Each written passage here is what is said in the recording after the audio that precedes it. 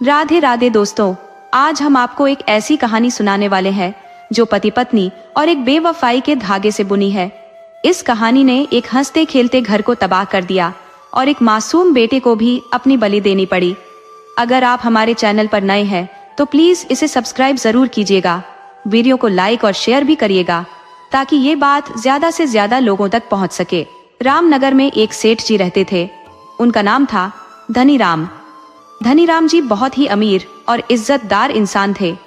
जो भी जरूरतमंद उनके पास आता वे उसकी मदद करना अपना फर्ज समझते थे। उनका एक ही बेटा था जो इतना खूबसूरत और नटखट था कि बस क्या बताए। हर किसी की नजर उसी पर टिकी रहती थी। जो एक बार उसे देख लेता तो देखता ही रह जाता था। पूरे रामनगर में सब लोग सेठ जी की इज्जत करते थे। उनकी पत्नी भी, जिनका नाम शारदा था, बहुत ही धर्म कर्म वाली महिला थी। उनके दरवाजे से कोई भी जरूरतमंद कभी खाली हाथ नहीं लौटता था। प्रभु की अनुकंपा से पुत्र का सुख पाकर वह पूर्णतः संतुष्ट थे।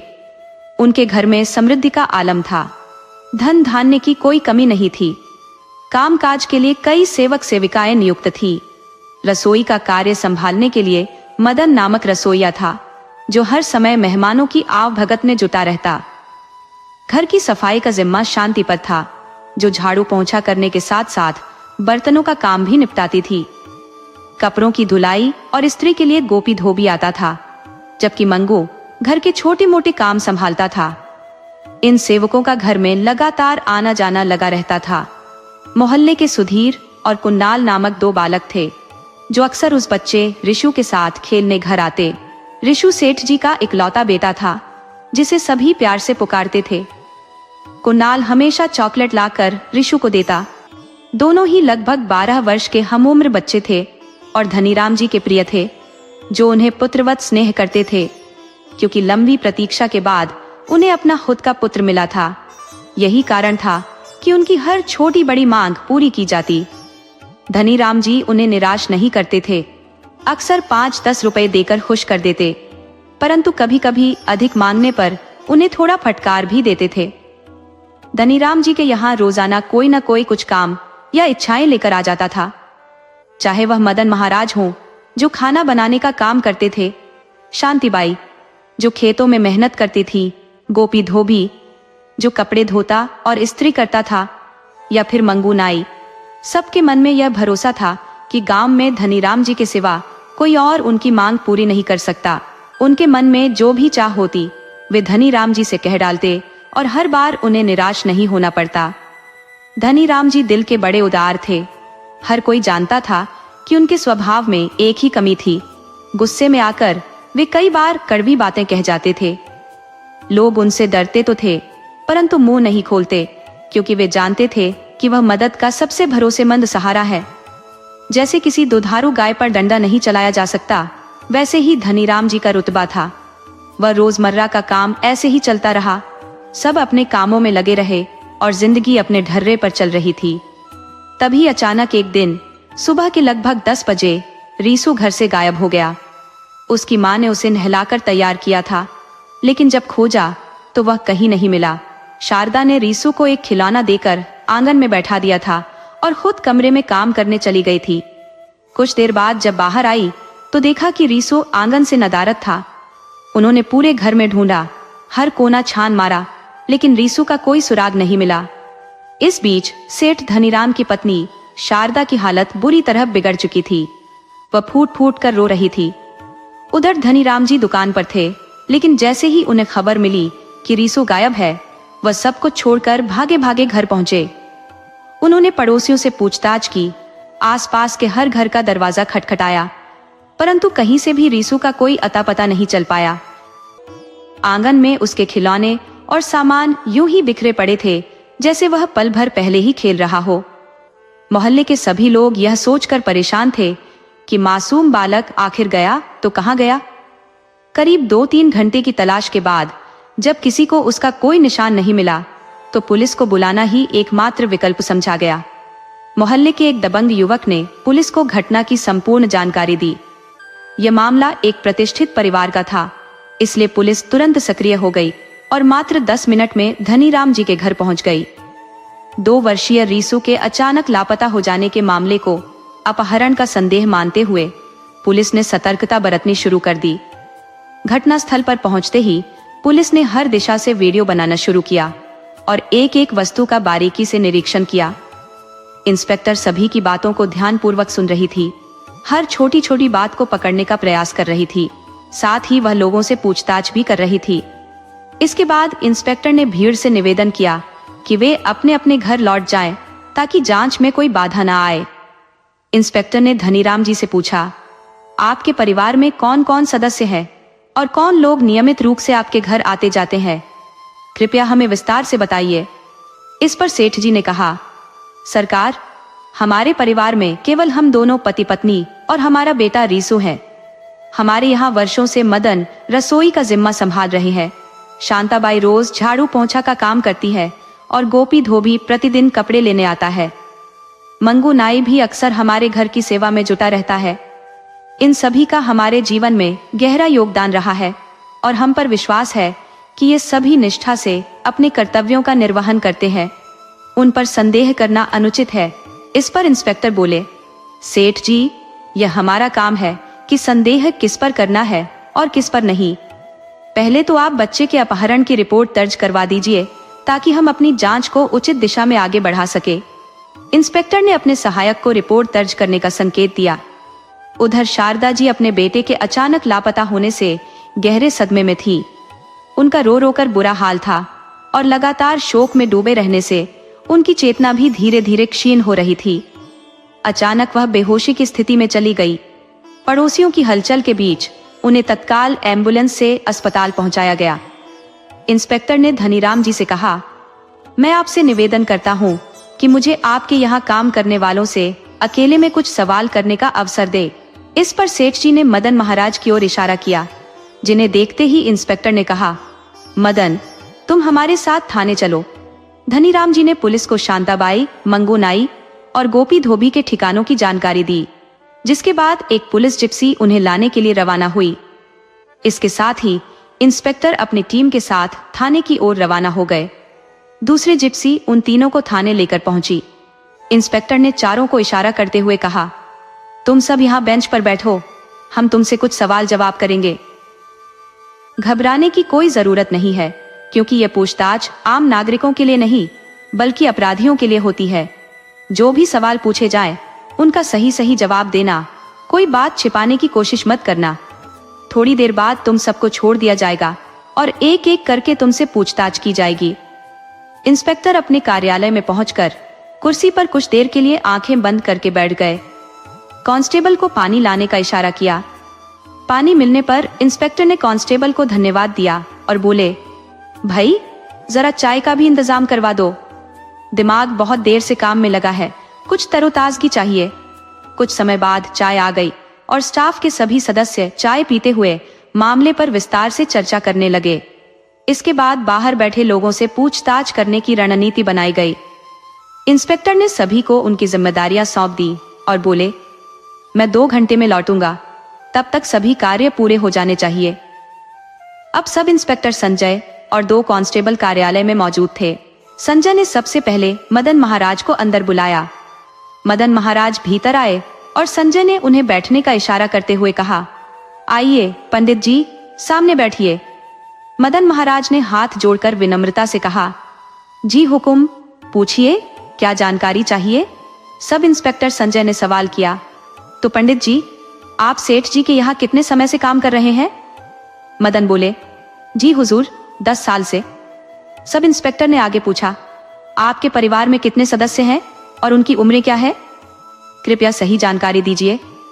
मदन जी बताते हैं, हुकुम, मेरे परिवार में मेरी पत्नी, एक 7 साल का बेटा और 5 साल की बेटी है। कुल मिलाकर हम 4 सदस्य हैं। इस पर सब इंस्पेक्टर संजय सवाल करते हैं, क्या तुम्हें किसी पर शक है? कोई ऐसा जिसे बच्चा अगवा करने की वजह हो? मदन तपाक से जवाब देते हैं, सेठ जी की किसी से कोई दुश्मनी नहीं है साहब, उनका तो व्यवहार सबके प्रति सदैव अच्छा रहा है। इंस्पेक्टर ने फिर से कहा, तो क्या तुम लोगों ने सेठ सेठानी को सबक सिखाने के इरादे से बच्चे को गायब करवा दिया? मदन घबराते हुए बोले, ये क्या कह रहे हैं साहब? बच्चा तो भगवान का रूप होता है। सेठ जी का बच्चा तो जैसे बाल कृष्ण था, सभी का प्यारा। सेठ सेठानी हमारे लिए देवतुल्य है। उन्होंने कभी हमें किसी तरह की परेशानी नहीं दी। उनका हमारे प्रति व्यवहार सदा सौहार्दपूर्ण रहा है। हम इतने निष्ठुर नहीं हो सकते कि ऐसा संगीन गुनाह करें। वर्षों से हमने उनका नमक खाया है। एक नेक इंसान के दुश्मन कैसे हो सकते हैं? संजय फिर पूछते हैं, क्या किसी बाहरी व्यक्ति पर संदेह है? मदन ने सिर हिलाते हुए कहा, नहीं साहब, अजनबी को मोहल्ले में आते जाते नहीं देखा गया। संजय ने तसल्ली से कहा, ठीक है, अगर कोई और बात ध्यान में आए तो हमें जरूर बताना। अब तुम जा सकते हो। मदन के बाहर जाने के बाद सब इंस्पेक्टर ने एक एक करके शांताबाई और गोपी धोबी को बुलाया और उनसे भी गहन पूछताछ की, लेकिन कोई ठोस सुराग हाथ नहीं आया। अंततः सभी को हिदायत दी गई कि गांव से बाहर न जाएं और पुलिस बुलाए तो तुरंत हाजिर हों। फिर उन्हें जाने की अनुमति दे दी गई। कुछ समय पश्चात इंस्पेक्टर रावत ऑफिस लौटते हैं और सभी जूनियर अधिकारी तत्परता से उन्हें सैल्यूट करते हैं। रावत तुरंत संजय से पूछते हैं, कुछ जानकारी मिली? संजय जवाब देते हैं, नहीं सर, अभी तक कोई सुराग नहीं। इस पर रावत कहते हैं, ठीक है, गांव में अपने खबरी फैला दो, कहीं ना कहीं से कोई सूचना तो निकलेगी। संजय हामी भरते हैं और अपनी टीम के खबरी सक्रिय करने का निर्णय लेते हैं। उधर धनीराम जी पूरी रात बेचैन होकर अपने कमरे में चहलकदमी करते रहे। उनकी आंखों से नींद कोसों दूर थी और माथे पर चिंता की गहरी रेखाएं स्पष्ट उभर आई थी। हर क्षण उनकी चिंता और बढ़ा रहा था। इस पीड़ादायक रात के समाप्त होते ही, सुबह होते ही वे सीधे थाने पहुंचते हैं। इंस्पेक्टर रावत उनका स्वागत करते हुए कहते हैं, आइए सेठ जी, विराजिए, और पास की कुर्सी की ओर इशारा करते हैं। धनीराम जी कुर्सी पर बैठते ही बेचैनी से पूछते हैं, कुछ पता चला मेरे बेटे के बारे में? रावत उन्हें सांत्वना देते हुए कहते हैं, अभी तक कोई ठोस खबर नहीं सेठ साहब, लेकिन हमारी पूरी टीम अपनी पूरी ताकत से खोज में लगी हुई है। भरोसा रखिए, परिणाम अवश्य मिलेंगे। इस पर धनीराम जी भारी मन से कहते हैं, कैसे भरोसा रखूं साहब, वह खानदान का इकलौता वारिस है। उसे कुछ हो गया तो ये धन दौलत मेरे किस काम की रहेगी? रावत गहरी सहानुभूति से कहते हैं, सेठ साहब, मैं आपकी वेदना को समझता हूँ। आप इत्मीनान रखिए, हम जल्द ही आपके बेटे को खोज निकालेंगे। हाँ, इस दौरान आपको किसी भी स्रोत से कोई जानकारी मिले तो हमें तुरंत सूचित करें। धनीराम जी थाने से सीधे घर की ओर प्रस्थान करते हैं। इधर सुबह होते ही शारदा जी को अस्पताल से छुट्टी मिल जाती है और उन्हें टैक्सी से घर लाया जाता है। रात के मुकाबले शारदा जी कुछ बेहतर महसूस कर रही थी, लेकिन उनका मन अपने बेटे की चिंता में डूबा हुआ था। माँ का हृदय बेटे की सुरक्षा को लेकर लगातार व्यथित था और उदासी ने उनके चेहरे पर गहरी छाप छोड़ दी थी। संगीत सेठ जी घर पर आकर धनीराम जी को ढांढस बंधाते हैं और दोनों की आंखों से बार बार अश्रुधाराएं फूट पड़ती हैं। आसपास के मोहल्ले के लोग भी आते हैं और उन्हें धीरज बंधाने की कोशिश करते हैं। साथ ही अपने ईश्वर से प्रार्थना करते हैं कि उनका बेटा जल्द मिल जाए। शाम का समय होता है, लगभग 6 बजे, जब सोहन अपने गायों को लेकर खेत से वापस गांव की ओर लौट रहा था। वह अपनी धुन में गीत गुनगुनाते हुए चल रहा था। तभी अचानक उसकी नजर दूर झाड़ियों के पास एक निर्जीव शरीर पर पड़ती है। वह भयभीत होकर गायों को वहीं छोड़ गांव की ओर भागता है और सीधे पुलिस थाने जाकर ही रुकता है। हांफते हुए वह इंस्पेक्टर रावत के पास पहुंचकर कहता है, साहब, साहब, गांव के बाहर झाड़ियों में एक लाश पड़ी है। इंस्पेक्टर रावत उसे शांत कराते हुए कुर्सी पर बैठने का इशारा करते हैं और पानी का गिलास उसकी ओर बढ़ाते हैं। सोहन घबराया हुआ पानी पीता है और थोड़ी राहत पाने के बाद रावत से कहता है, साहब, मैं अपनी गायों को लेकर लौट रहा था, तभी गांव के बाहर झाड़ियों के नीचे किसी की लाश देखी। मुझे समझ नहीं आया कि वो किसकी है और घबराहट में मैं सीधे यहां भागा। इंस्पेक्टर रावत कहते हैं, ठीक है, हमें वहां ले चलो और वो जगह दिखाओ। रावत अपनी टीम को बुलाते हैं और सोहन के साथ घटनास्थल की ओर रवाना हो जाते हैं। जैसे ही गांव के लोगों तक यह खबर पहुंचती है कि लाला राम के खेत के पास एक लाश पाई गई है, गांव के लोग लाला राम के खेत की ओर दौड़ पड़ते हैं। सेठ जी का घर और गांव का आम रास्ता उस खेत तक जाता है जो गांव वासियों के खेतों और खलिहानों से थोड़ी दूरी पर स्थित है। लाला राम का खेत सेठ जी के घर से लगभग 1 किलोमीटर की दूरी पर है। सेठ धनीराम और शारदा को जैसे ही खबर मिलती है कि लाला राम के खेत में एक मृत शरीर पड़ा है, उनके होश उड़ जाते हैं। घर में हाहाकार मच जाता है। शारदा रोते हुए कहती है, अरे मेरे लाल, ये क्या अनर्थ हो गया? मेरे घर को किसकी बुरी नजर लग गई? हमने किसी का क्या बिगाड़ा था? हमेशा दूसरों का भला ही चाहा, फिर हमारे साथ ही ऐसा क्यों हुआ? उनकी बेचैनी बढ़ती जाती है। घबराहट में जैसे सांसें रुकी जा रही थी। दोनों बेसुध से खेत की ओर दौड़ पड़ते हैं। हर कदम मानो मीलों का सफर सा भारी महसूस हो रहा था। गिरते पड़ते वे आखिरकार लाला राम के खेत तक पहुंच जाते हैं, जहां पहले से लोगों की भीड़ खड़ी कानाफूसी कर रही थी। पुलिसकर्मी लाश की बारीकी से जांच कर रहे थे, कोशिश कर रहे थे कि शायद किसी पहचान का सुराग मिल जाए। उस निर्जीव शरीर पर एक पुरानी बनियान के सिवाय कुछ नहीं था। चेहरा ऐसा कुचला हुआ था कि पहचानना मुश्किल था। लाश की हालत देखकर तय हो गया कि ये रिशु की लाश नहीं थी, क्योंकि रिशु तो मात्र 2 साल का बच्चा है, जबकि ये मृत देह किसी 10 से 15 साल के बच्चे की प्रतीत हो रही थी। सेठ जी और शारदा के व्याकुल हृदय को थोड़ी राहत मिली और उनकी रुलाई थम सी गई, लेकिन मन में बेचैनी बनी रही। हमारा बेटा आखिर कहाँ है? गांव के लोग इस घटना को लेकर चुपचाप बातें कर रहे थे। ये चर्चा हो रही थी कि खिला राम का परिवार 4 दिन पहले ही देहरादून शादी में गया था। ऐसे में उनके खेत में यह लाश कैसे और कौन डाल गया? ये लाश आखिर किसकी है? इसी गुत्थी को लेकर लोग आपस में कानाफूसी कर रहे थे। गांव के सरपंच ने सभी को संबोधित करते हुए कहा, ये मृतक कोई और है, एक बच्चा है। पूरा गांव स्तब्ध था। सभी से गुजारिश की गई थी कि वे अपने अपने मोहल्लों में जाएं और पता लगाएं कि कहीं किसी बालक का अता पता तो नहीं है। इस बीच पुलिस टीम खेतों की झाड़ियों में कुछ तलाशने का प्रयास कर रही थी, जिससे मृतक की पहचान स्पष्ट हो सके या ऐसा कोई ठोस प्रमाण हाथ लगे जिससे कातिल की गिरफ्तारी की राह आसान हो।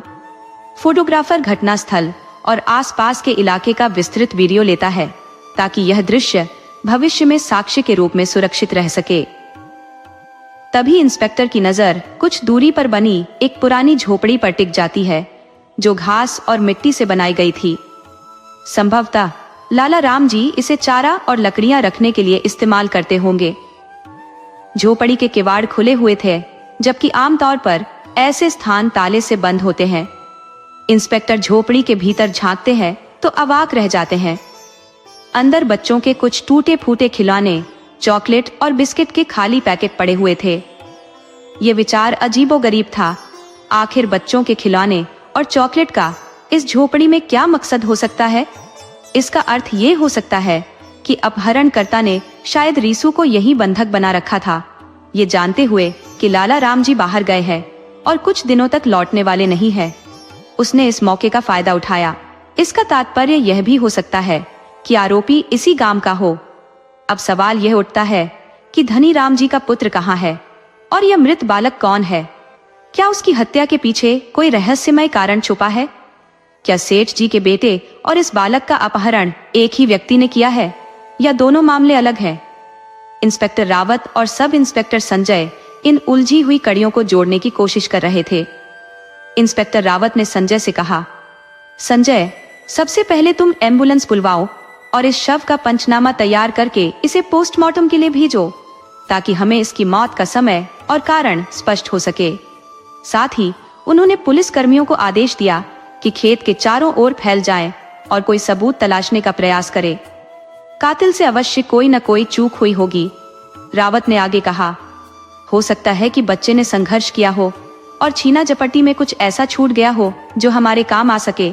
इसके बाद सरपंच जी ने सभी गांव वालों से कहा कि वे अपने अपने मोहल्लों में जाकर किसी गुमशुदा बच्चे की खबर पता करें। तभी नाई मांगो उस इलाके से गुजर रहा था। उसकी निगाह खेत के पास किसी चमकती हुई वस्तु पर पड़ी। पास जाकर देखा तो वो सोने का ब्रेसलेट था। उसने उसे तुरंत चपके से उठा लिया और अपनी जेब में रख लिया। इस बीच काला राम जी के पड़ोसियों ने उनको इस घटना की सूचना भेज दी थी। लाला राम जी ने यह खबर सुनते ही पड़ोसी रवि बाबू को बताया कि उनका बेटा कुणाल गांव में ही है। वो हमारे साथ नहीं आया था ताकि उसकी पढ़ाई प्रभावित ना हो। लाला राम जी ने कहा, मुझे बेचैनी हो रही है, उसके बारे में चिंता सता रही है। हम सुबह तक पहुंचेंगे, तब तक तुम कुणाल का हाल जानने की कोशिश करो। रवि बाबू ने काफी खोजबीन की, परंतु जब कुणाल का कोई सुराग नहीं मिला तो उनके मन में शंका घर करने लगी। उन्हें लगा शायद वो शव कुणाल का तो नहीं है। कुणाल के गुम होने की सूचना पुलिस को देना ही उन्हें उचित लगा। थाने पहुंचकर उन्होंने इंस्पेक्टर रावत को सूचित किया कि लाला राम जी का 12 वर्षीय बेटा उस दिन से लापता है, जिस दिन से सेठ जी का बेटा ऋषु अगवा हुआ था। इंस्पेक्टर रावत ने गंभीरता से रवि बाबू की बात सुनी और संजीदगी से मामले की तहकीकात में जुटने का निश्चय किया। कल से तुम्हारे मोहल्ले से कुणाल गायब है, तो अब तक तुमने हमें सूचित क्यों नहीं किया? इंस्पेक्टर ने सख्ती से पूछा। रवि बाबू ने जवाब दिया, साहब, हमें लगा था कि लाला राम के घर में ताला है, क्योंकि उनका पूरा परिवार किसी विवाह समारोह में गया होगा। लेकिन एक छोटे बच्चे को अकेला छोड़ना किसी भी दृष्टि से समझदारी नहीं है। लाश का चेहरा इतनी बुरी तरह से कुचला हुआ था कि पहचानना नामुमकिन हो गया था।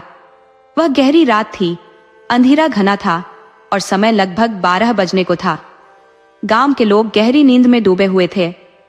इसी अंधेरे में एक छायाकृति पूरे काले लबादे में ढकी हुई चुपचाप गांव की मुख्य सड़क पार करके उस तरफ बढ़ी जो उन खेतों की ओर जाती थी जहां लाला राम जी का खेत भी है। वह व्यक्ति खेत के किनारे पहुंचकर पहले आसपास निगाह दौड़ाता है, फिर एक पेड़ के नीचे कुछ पल ठहरता है। इसके बाद टॉर्च की मध्यम रोशनी में आसपास कुछ खोजने का प्रयत्न करता है। देर तक तलाशने के बाद भी जब उसे कुछ हाथ नहीं लगता तो वह निराश होकर रुक जाता है। तभी एक आवाज उसके पीछे से आती है, तुम जो ढूंढ रहे हो वो मेरे पास है। मुझे पता था कि इसे लेने तुम जरूर आओगे। उस आवाज में एक रहस्यमय तीव्रता थी, जैसे सन्नाटे को चीरकर सीधे उसकी आत्मा तक पहुंच गई हो। मैंने कई बार तुम्हें इस चीज के साथ देखा है। अब मैं अच्छी तरह समझ गया हूं कि तुम कौन हो, और साथ ही यह भी कि तुम कुणाल के कातिल हो और हमारे सेठ जी के बेटे को भी तुमने अगवा किया है। मुझे यह कल ही ज्ञात हुआ, लेकिन मैं पुलिस के पास नहीं गया, वरना आज तुम सलाखों के पीछे होते। फिर वह नकाबपोश कहता है, जानते हो तुम्हें इस वस्तु के बदले में क्या चाहिए? वह सुझाव देता है, जिसकी तुम्हें तलाश है वह तुम्हें मिल जाएगी, लेकिन बदले में मुझे 5 लाख रुपए चाहिए। यदि तुम यह राशि मुझे दे दोगे तो मेरा मुंह हमेशा के लिए बंद रहेगा। बताओ, क्या तुम यह राशि दे सकते हो? नकाबपोश जवाब देता है, हाँ, मिल जाएंगे। कल इसी समय यहाँ इस ब्रेसलेट को लेकर आना, ताकि मैं अपनी शर्त पूरी कर सकूं, और इस बात की भनक किसी को भी नहीं होनी चाहिए। तुम्हारे घर में तुम्हारी पत्नी और बच्चे भी नहीं है। मंगोलियाई ने पुष्टि करते हुए कहा, हाँ ठीक है। और फिर दोनों अलग अलग दिशाओं में चले जाते हैं। अगली सुबह लाला राम का परिवार गांव आ पहुंचता है। उन्हें मुर्दा घर ले जाया जाता है, जहां उन्हें लाश की पहचान करने के लिए बुलाया जाता है। लाश को देखते ही लाला राम कहता है, साहब, ये हमारा बेटा कुणाल ही है। हे ईश्वर, ये क्या अनर्थ हो गया? हमारे मासूम बेटे ने आखिर किसी का क्या बिगाड़ा था? इस नन्ही उम्र में भला किसी से क्या वैर हो सकता है? ये कहते हुए पूरा परिवार विलाप में डूब गया। सारे पड़ोसियों की आंखों से आंसू थमने का नाम नहीं ले रहे थे। कुणाल की मां बेसुध हो गई और उसकी बहनें जोर जोर से रोने लगी। 2 बहनों के बीच एक ही भाई था और उसके जाने से सारे गांव में मातम छा गया। मासूम की इस निर्मम हत्या पर गांव भर में चर्चाओं का दौर शुरू हो गया। मोहल्ले के लोगों ने परिवार को सांत्वना दी और उन्हें घर पहुंचाया। मोहल्ले के लोग कुणाल के पार्थिव शरीर को एम्बुलेंस में लाए और रीति रिवाज निभाने के बाद उसे अंतिम संस्कार के लिए मुख्य सड़क से होते हुए मोक्षधाम ले जाया गया। उसकी दोनों बहनों ने अपने भाई को अग्नि देकर अंतिम विदाई दी। दूसरे दिन दोपहर 12 बजे मंगोलियाई, नाई और नकाबपोश फिर उसी जगह पर मिले। ऑफ कोर्स ने पूछा, क्या मेरा ब्रेसलेट लाए हो? मंगोलियाई ने जवाब दिया, हाँ लाया हूं, पर पहले पैसे दिखाओ। नकाबपोश ने नोटों की गड्डियां दिखाते हुए कहा, ये देखो, अब ब्रेसलेट मुझे दे दो और नोटों का बैग ले लो। मंगोलियाई ने ब्रेसलेट उसके हाथ में थमा दिया और बदले में नोटों का बैग पकड़ लिया। अगले ही पल अचानक गोली की आवाज गूंजी और मंगोलियाई की छाती चीरती हुई गोली उसके अंदर तक चली गई। एक और गोली उसकी गर्दन को भेद गई और मंगोलियाई ने वहीं दम तोड़ दिया। नकाबपोश ने नोटों का बैग और ब्रेसलेट उठाया और वहां से निकल गया। उधर सेठ जी बेहद परेशान थे। 3 दिन हो चुके थे और उनके बेटे का कोई अता पता नहीं था, न ही किसी ने फिरौती की मांग की थी।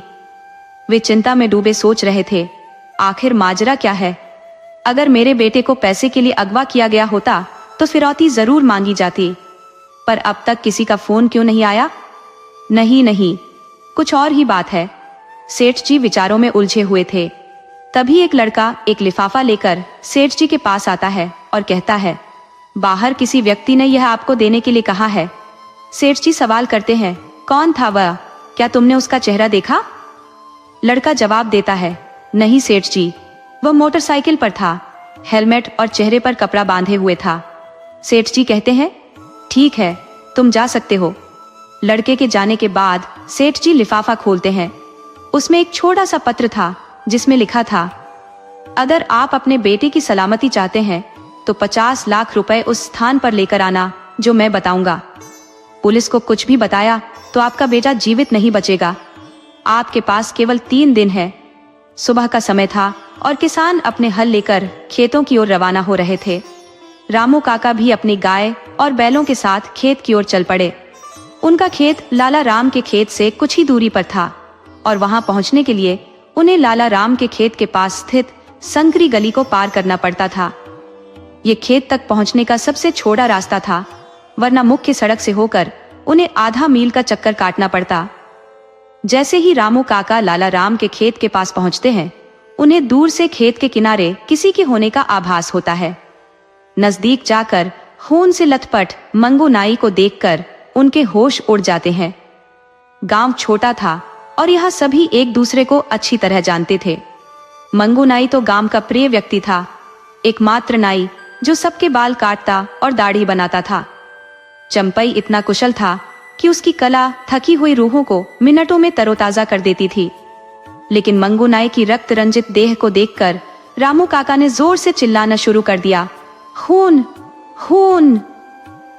आसपास के खेतों में काम करने वाले सभी लोग रामू काका की चीख सुनकर दौड़ते हुए आ गए। वे घबराकर पूछने लगे, क्या हुआ रामू काका, क्यों चिल्ला रहे हो? ये किसका खून है? रामू काका गंभीर स्वर में बोले, कुछ भी कुशल मंगल नहीं है। इन 4 दिनों में हमारे गांव में अजीबोगरीब घटनाएं हो रही हैं।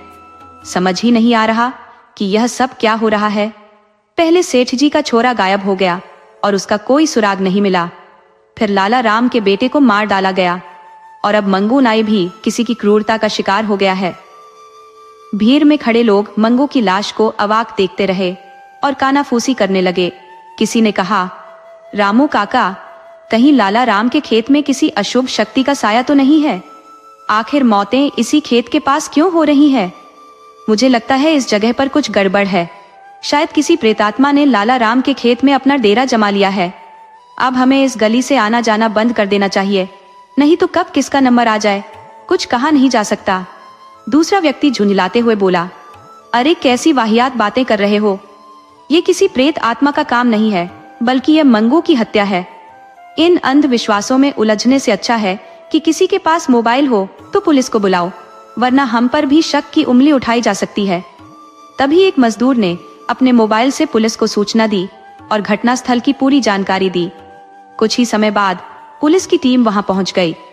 इंस्पेक्टर रावत ने मंगू की लाश का मुआयना करते हुए आसपास कोई सुराग तलाशने की कोशिश की, लेकिन उन्हें कुछ भी ठोस हाथ नहीं लगा। इंस्पेक्टर रावत ने सख्त लहजे में पूछा, यह फोन किसने किया था? एक मजदूर ने जवाब दिया, साहब, मैंने फोन किया था। इंस्पेक्टर ने फिर पूछा, तो सबसे पहले तुमने ही लाश देखी? मजदूर ने जवाब दिया, नहीं साहब, हम तो खेत में काम कर रहे थे। रामू काका की पुकार सुनकर इंस्पेक्टर रावत ने आवाज दी, रामू कौन है? रामू काका तुरंत सामने आकर बोले, जी साहब, मैं हूं। इंस्पेक्टर रावत ने गहरी नजर से उन्हें देखा और बोले, तो बताओ रामू काका, तुमने क्या देखा? रामू काका ने खेत तक पहुंचने और लाश मिलने तक का पूरा वृतांत इंस्पेक्टर रावत को विस्तार से सुना दिया। इंस्पेक्टर रावत ने हुक्म दिया, ठीक है, अब तुम सब अपने काम पर लौट जाओ, हमें अपना काम करने दो, अगर जरूरत पड़ी तो तुम्हें फिर बुला लिया जाएगा। इतना सुनते ही लोग अपने अपने खेतों की ओर चल दिए। इंस्पेक्टर रावत ने अपने साथ आए पुलिस कर्मियों को आदेश दिया, इस लाश के आसपास हर कोने की बारीकी से तलाशी लो, शायद कोई अहम सबूत हाथ लग जाए। लाश की वीडियोग्राफी पूरी करके इसे पोस्टमार्टम के लिए भेज दो। सारे काम निपटा कर पुलिस टीम थाने वापस लौटी, जहां सभी 4 दिनों से घट रही घटनाओं पर विचार विमर्श कर रहे थे। इंस्पेक्टर रावत ने गंभीरता से पूछा, संजय, तुम्हें क्या लगता है, क्या सेठ जी के बेटे का अपहरण और इस हत्या में कोई संबंध हो सकता है, या ये दोनों मामले अलग हैं? सब इंस्पेक्टर संजय ने विचार मग्न स्वर में जवाब दिया, सर, मुझे तो लगता है कि दोनों मामले जुड़े हुए हैं। कुणाल और मंगू नाई दोनों का ही सेठ के घर आना जाना था। शायद इन दोनों ने किसी साजिश को भांप लिया था और इसी कारण से साजिशकर्ता को उनका अस्तित्व खतरे की तरह लगने लगा। कुणाल तो अबोध बालक है, पर मंगू नाई नहीं। हो सकता है उसने साजिशकर्ता की चाल को समझकर उसे ब्लैकमेल करने का प्रयास किया हो। इंस्पेक्टर रावत गंभीर स्वर में बोले, ठीक है, अगर ऐसा है तो हमें सेठ के घर में काम करने वाले हर व्यक्ति पर निगरानी रखनी होगी। कोई न कोई सुराग तो जरूर मिलेगा। संभव है कि हमारे बीच में ही कोई ऐसा हो जिसे कुछ जानकारी है, या फिर वो खुद कुछ छुपा रहा है। रावत ने गंभीर स्वर में कहा, हो सकता है अगला निशाना इन्हीं में से कोई हो, और क्या पता इस समूची साजिश का सूत्रधार हमारे सामने ही छिपा बैठा हो, जबकि हम बाहर तलाश में भटक रहे हैं। संजय ने हामी भरते हुए कहा, जी सर, ऐसा हो सकता है। हमें एक बार फिर सेठ जी के घर की तफ्तीश शुरू करनी चाहिए। घर के हर सदस्य से अलग अलग पूछताछ करनी होगी, शायद किसी के मुंह से कोई अहम जानकारी निकल आए। इंस्पेक्टर रावत ने संजय को इशारा किया और बोले, ठीक है, चलो एक बार फिर सेठ के लोगों की तहकीकात करते हैं, कुछ न कुछ तो सामने आएगा ही। दोनों अपनी कुर्सियों से उठकर बाहर खड़ी जीप की ओर बढ़े और उसमें बैठते ही सीधे धनीराम सेठ के घर की ओर निकल पड़े। घर के बाहर पुलिस की जीप देखकर धनीराम सेठ की चिंताएं सतह पर आ गईं। उनके माथे पर पसीने की बूंदें झलकने लगी। मन ही मन विचारों में उलझते हुए वो सोचने लगे, कहीं पुलिस को फिरौती की रकम के बारे में कुछ सुराग तो नहीं मिला।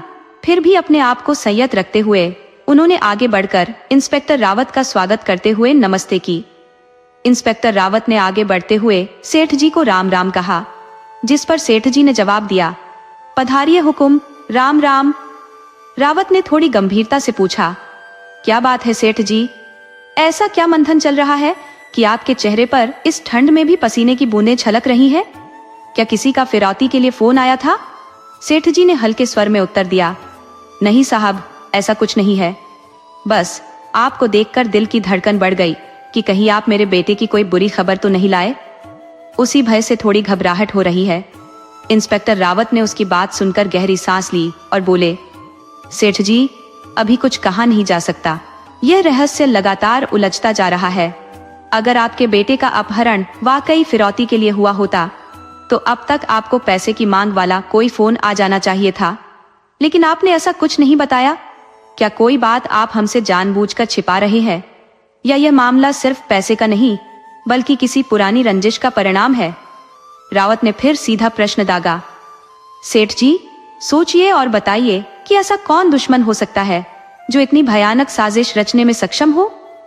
बिना वजह इस तरह की दुश्मनी नहीं पनपती। अक्सर किसी बड़े बैर के पीछे धन, औरत या जमीन जैसे कारण होते हैं। हो सकता है किसी का अपमान किया हो या पुराना रंजिश अब इस रूप में उभर कर सामने आया हो। इंस्पेक्टर रावत गंभीरता से सेठ धनीराम की ओर देखते हुए बोले, सेठ जी, क्या कोई ऐसी पुरानी घटना याद आती है जो आपके बीते समय में हुई हो और शायद वर्तमान में आपकी राह का कांटा बन गई हो? सेठ धनीराम हल्के तनाव में बोले, देखिए साहब, मैं एक व्यापारिक व्यक्ति हूँ। मेरे काम का दायरा ब्याज, संपत्ति और अनाज के व्यापार तक फैला हुआ है। व्यापार में कुछ खटपट तो चलती रहती है, कभी मूलधन को लेकर, कभी ब्याज को लेकर, और कभी पैसे समय पर न मिलने पर कठोरता दिखानी भी पड़ती है। कई बार लोगों को चेतावनी देनी पड़ती है, केस मुकदमे भी ठोकने पड़ते हैं। ये जमीन का काम है साहब, और ऐसे में प्रतिद्वंद्वी और निंदक भी बहुत है। पर मुझे नहीं लगता कि मैंने किसी के साथ इतनी ज्यादती की हो कि वो ऐसा कुछ कर बैठे। इंस्पेक्टर रावत ने बात को थोड़ा और गहरा किया। सेठ जी, क्या किसी पुराने प्रेम संबंध के कारण आपके बेटे के अपहरण की योजना रची जा सकती है? सेठ जी ने तुरंत जवाब दिया। देखिए इंस्पेक्टर साहब, ना तो मेरा कोई ऐसा प्रेम प्रसंग है और ना ही अतीत में ऐसा कुछ रहा। इस तरह की बातों का कोई आधार नहीं है। रावत ने एक और अंदेशा जताया। हो सकता है सेठ जी कि आपकी पत्नी का किसी के साथ कोई पुराना मसला हो और वही किसी रंजिश के चलते दुश्मनी निकाल रहा हो। सेठ जी थोड़ा आक्रोश में बोले। इंस्पेक्टर साहब, ये कैसी बात कर रहे हैं आप? मेरी पत्नी तो सती सावित्री जैसी है, धार्मिक स्वभाव की है, और हम दोनों का प्यार गहरा और परस्पर विश्वास से भरा है। मेरा ससुराल भी पास के गांव में है, और वो छोटा सा गांव है जहां ऐसी कोई बात होती तो कब की फैल चुकी होती। ऐसी बातें कभी भी छिप नहीं पाती। रावत ने फिर भी अपना निर्णय स्पष्ट किया। फिर भी सेठ जी, हम आपकी पत्नी से एकांत में बात करना चाहेंगे। सेठ जी ने थोड़ी असमंजस के बाद हामी भरते हुए कहा। ठीक है साहब, मैं उसे बुला देता हूँ। आप अंदर बैठिए, वह कमरे में आ जाएगी। उधर सब इंस्पेक्टर संजय ने रसोई की ओर रुख किया, जहां मदन परिवार के लिए भोजन तैयार कर रहा था, और उससे कुछ सवाल जवाब करने का विचार बनाया। उन्होंने जब रसोई में कदम रखा तो उन्हें वहां कुछ असामान्य लगा, जिससे उनके भीतर अनिश्चितता उमड़ने लगी। उन्होंने फौरन मदन को आवाज देकर बुला लिया। बाहर आने पर इंस्पेक्टर संजय मुस्कुराते हुए बोले। पंडित जी, राम राम। सब्जी की सुगंध तो बड़ी मनभावन है। ऐसा लगता है जैसे किसी विशेष छौंक का कमाल हो। क्या बात है? कहीं ये सब सेठ जी के बेटे के अपहरण से जुड़ा तो नहीं? मदन ने हैरान होते हुए कहा। सेठ जी के बेटे का अपहरण?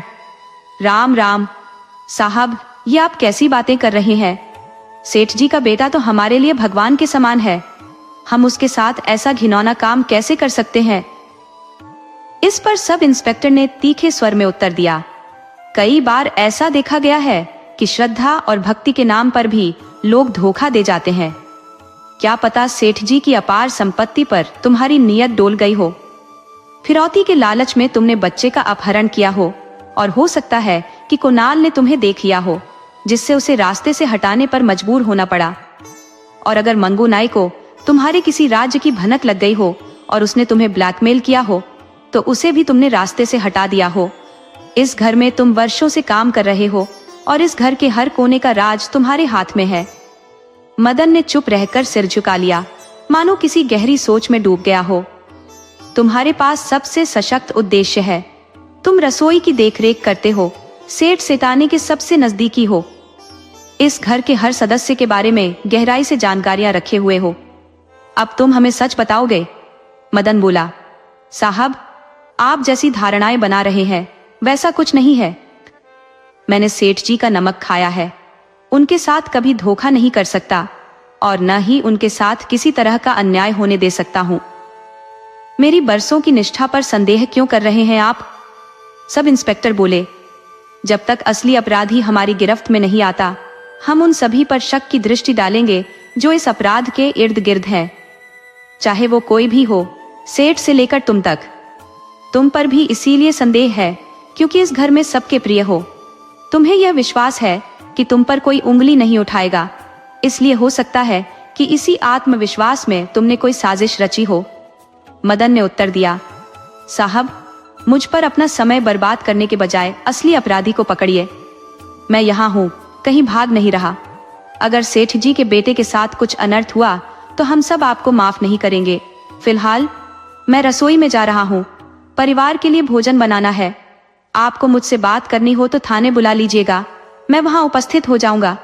ऐसा कहकर मदन रसोई की ओर बढ़ गया, और सब इंस्पेक्टर मुस्कुराकर देखते रह गए। कमरे में इंस्पेक्टर रावत के सामने शारदा देवी बैठी थी। इंस्पेक्टर बोले। हाँ तो शारदा जी, हमें आपसे कुछ जानकारियां चाहिए। आशा है कि ईमानदारी से जवाब देंगी। जिस समय बच्चे का अपहरण हुआ आप कहाँ थी? शारदा देवी बोली। सर, मैं अपने कमरे में बिखरे हुए सामान को समेट रही थी।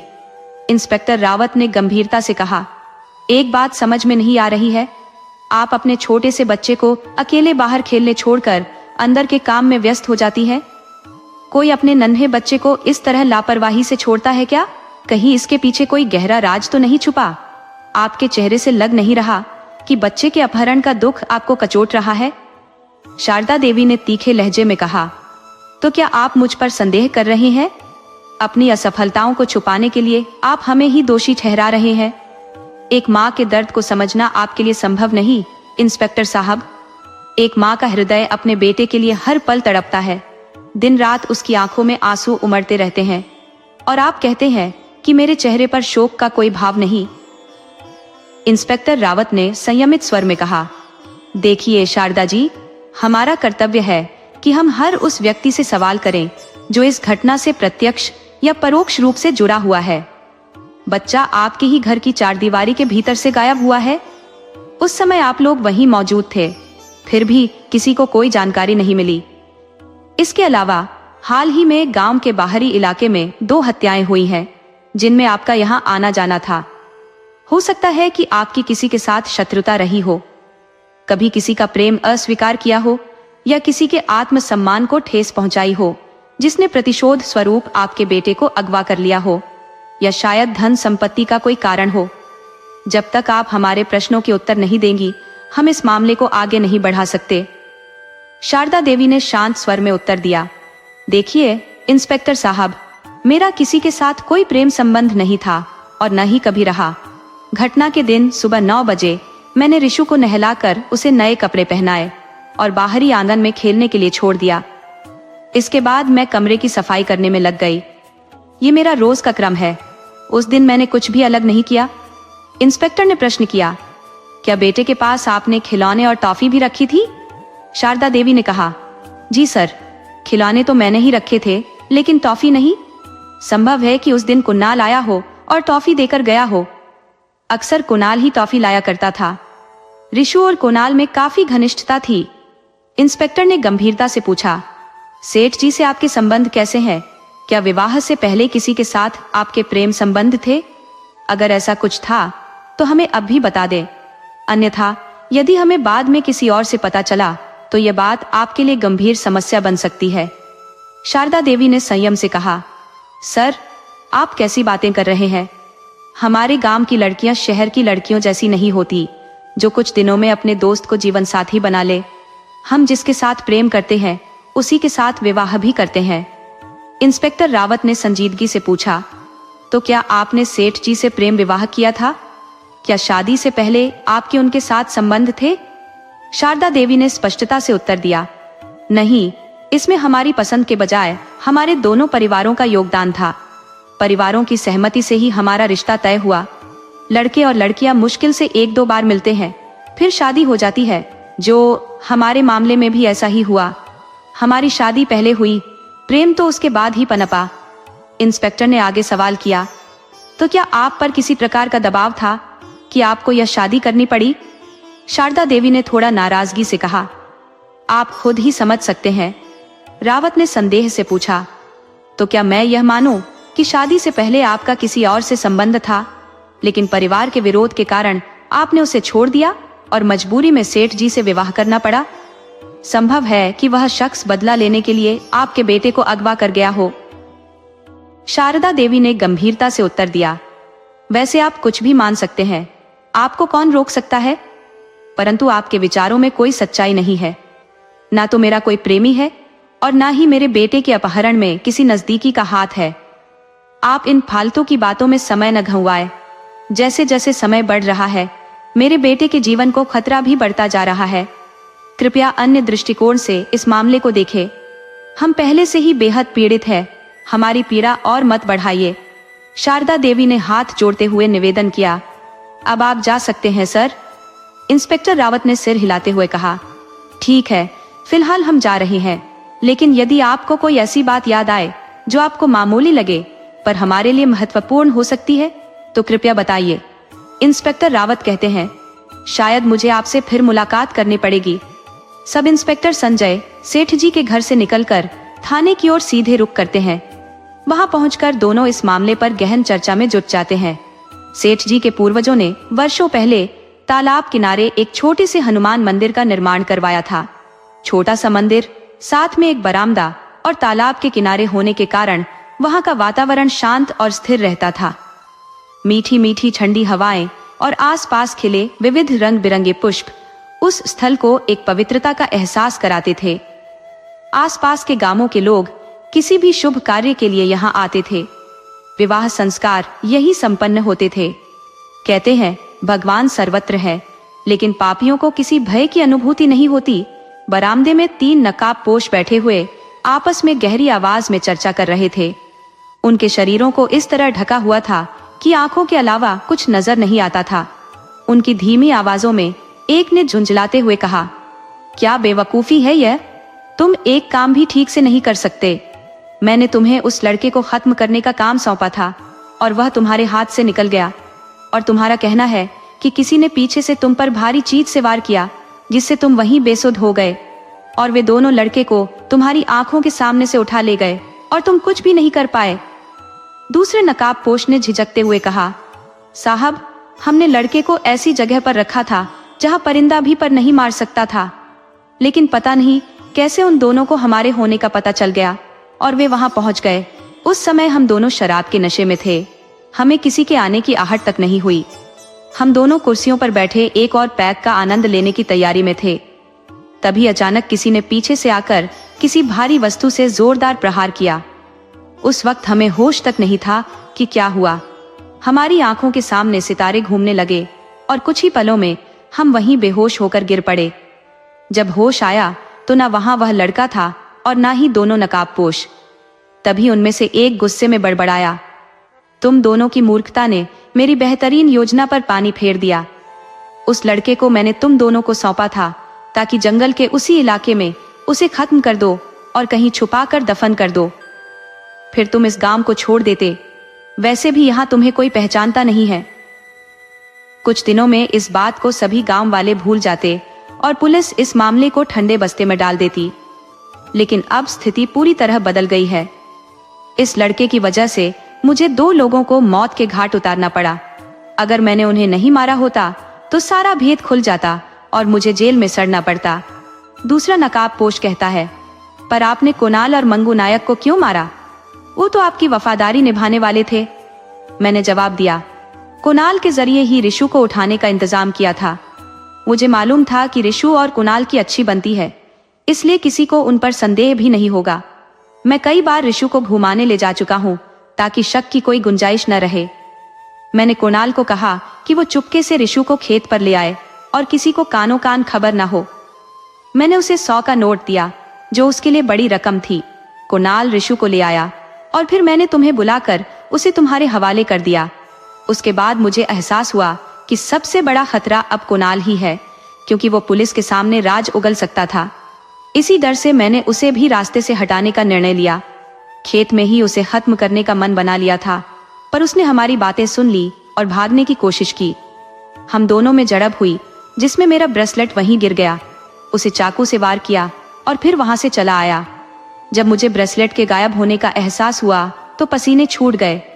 शायद हाथापाई के दौरान वो खेत में ही गिर गया था। रात को उसे ढूंढने खेत पर वापस गया, क्योंकि दिन में तो पुलिस वहां छानबीन कर रही थी। शुक्र है उन्होंने कुछ नहीं पाया, वरना शक मुझ पर भी आ सकता था। रात में मैं खेत में ब्रेसलेट खोज रहा था, तभी मंगू अचानक वहां आ गया और कहने लगा, जिसे आप ढूंढ रहे हैं वो मेरे पास है, अमानत मेरे पास है, चाहूं तो इसे पुलिस को सौंप सकता हूं। वह कहता है, मैंने तुम्हारा एहसान माना है और तुम्हें मुसीबत में डालना नहीं चाहता था, इसलिए इसे अपने पास रख लिया। लेकिन अब मैं किसी कम कीमत पर इस मामले को नहीं निपटाऊंगा। कुछ तो मेरा हक बनता है, कोई इनाम तो चाहिए ही। उसके शब्दों से मुझे महसूस हुआ कि वह मुझे ब्लैकमेल करने की फिराक में है। कई कोशिशों के बाद सौदा 5 लाख में तय हुआ। फिर भी मुझे लगा कि वह हमेशा के लिए मेरे लिए खतरा बना रहेगा। इस बात की कोई गारंटी नहीं थी कि वह आगे मुंह नहीं खोलेगा। 5 लाख देकर भी वह मेरे लिए स्थायी खतरा था। इस कारण मैंने उसे भी रास्ते से हटाने का निश्चय कर लिया। अगले दिन 5 लाख रुपए लेकर उसे उसी जगह बुलाया जहां योजना बनाई गई थी। वह मेरे जाल में फंस गया। जैसे ही मौका मिला मैंने उसका भी अंत कर दिया।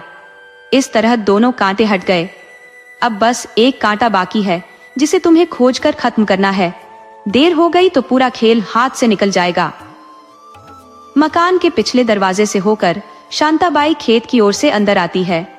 पुराना और जर्जर मकान, चारों ओर धूल मिट्टी और कबाड़। एक कोना साफ सुथरा था जहां हल्की रोशनी झिलमिला रही थी। एक छोटा सा बालक, शायद रिशु, वह गहरी नींद में सोया था। उसके पास एक साया बैठा था।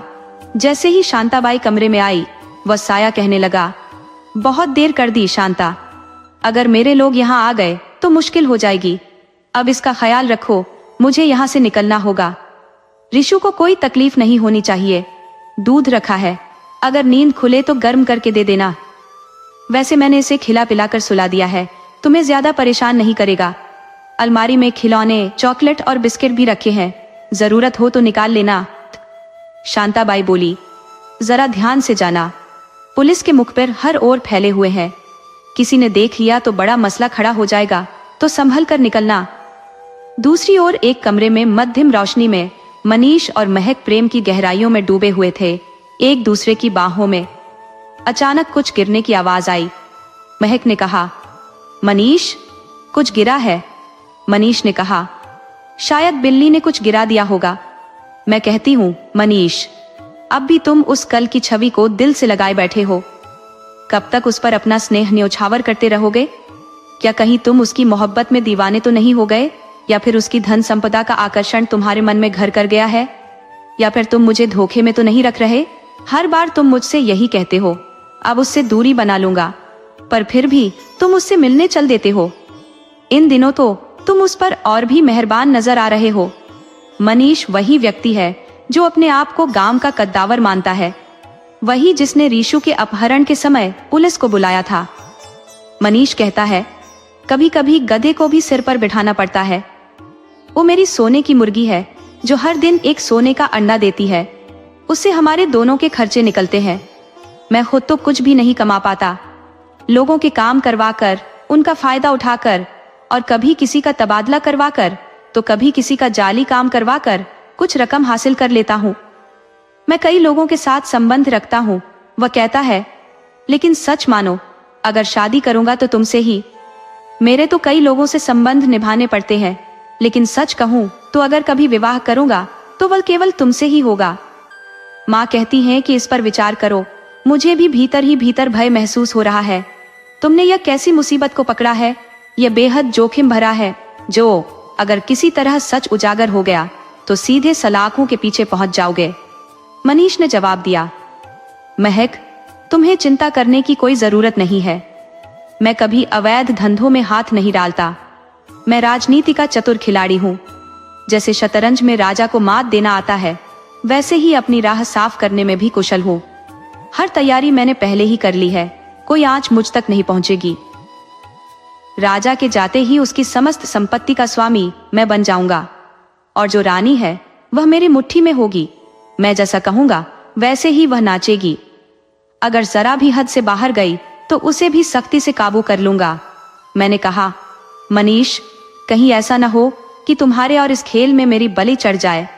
मेरे तो माता पिता भी नहीं है। गांव में मामा के घर ही पली बड़ी हूँ और यहाँ अब हॉस्टल में रहती हूँ। हम एक दूसरे से प्रेम करते हैं, सब कुछ तुम्हारे लिए समर्पित कर दिया है, लेकिन मामा मामी अब मुझ पर विवाह का दबाव बना रहे हैं। लड़के मुझे देखने आते हैं, लेकिन हर बार मैं किसी न किसी बहाने उन्हें टाल देती हूँ। मैं तो केवल तुमसे प्यार करती हूँ और विवाह भी तुमसे ही करना चाहती हूँ, पर तुम हर बार मेरी बातों को हल्के में ले लेते हो। मैंने कई बार तुम्हें कहा कि गांव जाकर मामा मामी से हमारी शादी की बात करो, लेकिन तुम हो कि एक चतुर राजनेता की तरह हर बार कोई ना कोई बहाना बनाकर मुझे टाल देते हो। तुम मुझसे कहते हो कि इतनी जल्दी क्यों है शादी की? हमारी उम्र तो अभी जीवन का आनंद लेने की है, समय का लुत्फ उठाओ, शादी तो कभी भी कर लेंगे। मनीष ने कहा, तुम्हें क्या परेशानी है? मैंने जवाब दिया, तुम्हारे कारण कॉलेज में मेरी ओर हर उंगली उठती है। पूरे कॉलेज में हमारे प्रेम के चर्चे हैं और लोग मुझ पर तंज कसते हैं, मुझे नेता की रखैल कहते हैं। अब ये सब मुझसे सहा नहीं जाता। या तो मुझसे विवाह करो या फिर मुझसे दूर हो जाओ। मैं अब तुम्हारे इंतजार में और नहीं रह सकती। मुझे एक ठोस आश्वासन चाहिए। ये कहकर महक अनीस के फार्म हाउस से बाहर निकल गई। खंडहर सी इमारत के पास नकाब पोश गली की ओर बढ़ता है। उसकी चाल बता रही थी कि वह कोई स्त्री है। तभी उसका मोबाइल बजता है। नकाबपोश फोन उठाती है। उधर से आवाज आती है, हेलो, मैं मनीष हूं। तुम अभी मेरे फार्म हाउस पर आओ, मुझे तुमसे बहुत सी बातें करनी है। और रिशु का क्या हाल है? किसी को उसके बारे में कुछ पता तो नहीं चला? अगर थोड़ी सी भी चूक हो गई तो हम बहुत बड़ी परेशानी में फंस सकते हैं। लड़के के हाथ से फिसल जाने का खतरा है। क्या सारी बातें यूं ही मोबाइल पर करते रहोगे? लड़की बोली, मैं वहीं पहुंच रही हूं। मेरे पति आज बाहर गए हैं और कल शाम तक लौटेंगे। इस रात को तो मैंने तुम्हारे संग बिताने का फैसला कर लिया है। कई दिनों से जिस अलसाए हुए प्रेम ने मेरे मन में अंगड़ाई ले रखी है, वह यूं ही बुझने वाली नहीं है। आज इतने दिनों के बाद तुम्हारे साथ समय बिताने का अवसर जो मिला है। ये कहकर वह धीमे कदमों से मनीष के फार्म हाउस की ओर बढ़ने लगी। ठीक उसके पीछे एक साया खुद को छुपाता हुआ नकाबपोश की हर बात पर गौर करता जा रहा था। नकाबपोश ने एक दो बार मुड़कर देखा। शायद उसे किसी के आसपास होने का एहसास हुआ, परंतु उसे कुछ दिखाई नहीं दिया। साया जल्दी से एक पेड़ की आड़ में छिप गया, जबकि नकाबपोश मनीष के फार्म हाउस के गेट के पास पहुंची। वह फिर एक बार मुड़कर देखती है और जब पूरी तरह आश्वस्त हो जाती है कि कोई पीछा नहीं कर रहा, तो गेट खोलकर अंदर दाखिल होती है, जहां मनीष पहले से उसका इंतजार कर रहा था। नकाबपोश के प्रवेश करने के कुछ पलों बाद साया गेट के पास प्रकट होता है।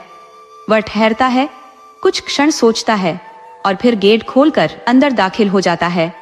अब यह सवाल एक रहस्य बन चुका है कि नकाबपोश कौन है। जल्द ही इस रहस्य का खुलासा होने वाला है। मनीष अपने प्रभावशाली नेता होने का भरपूर लाभ उठाते हुए सरकारी भूमि पर फार्म हाउस बनवा चुका था।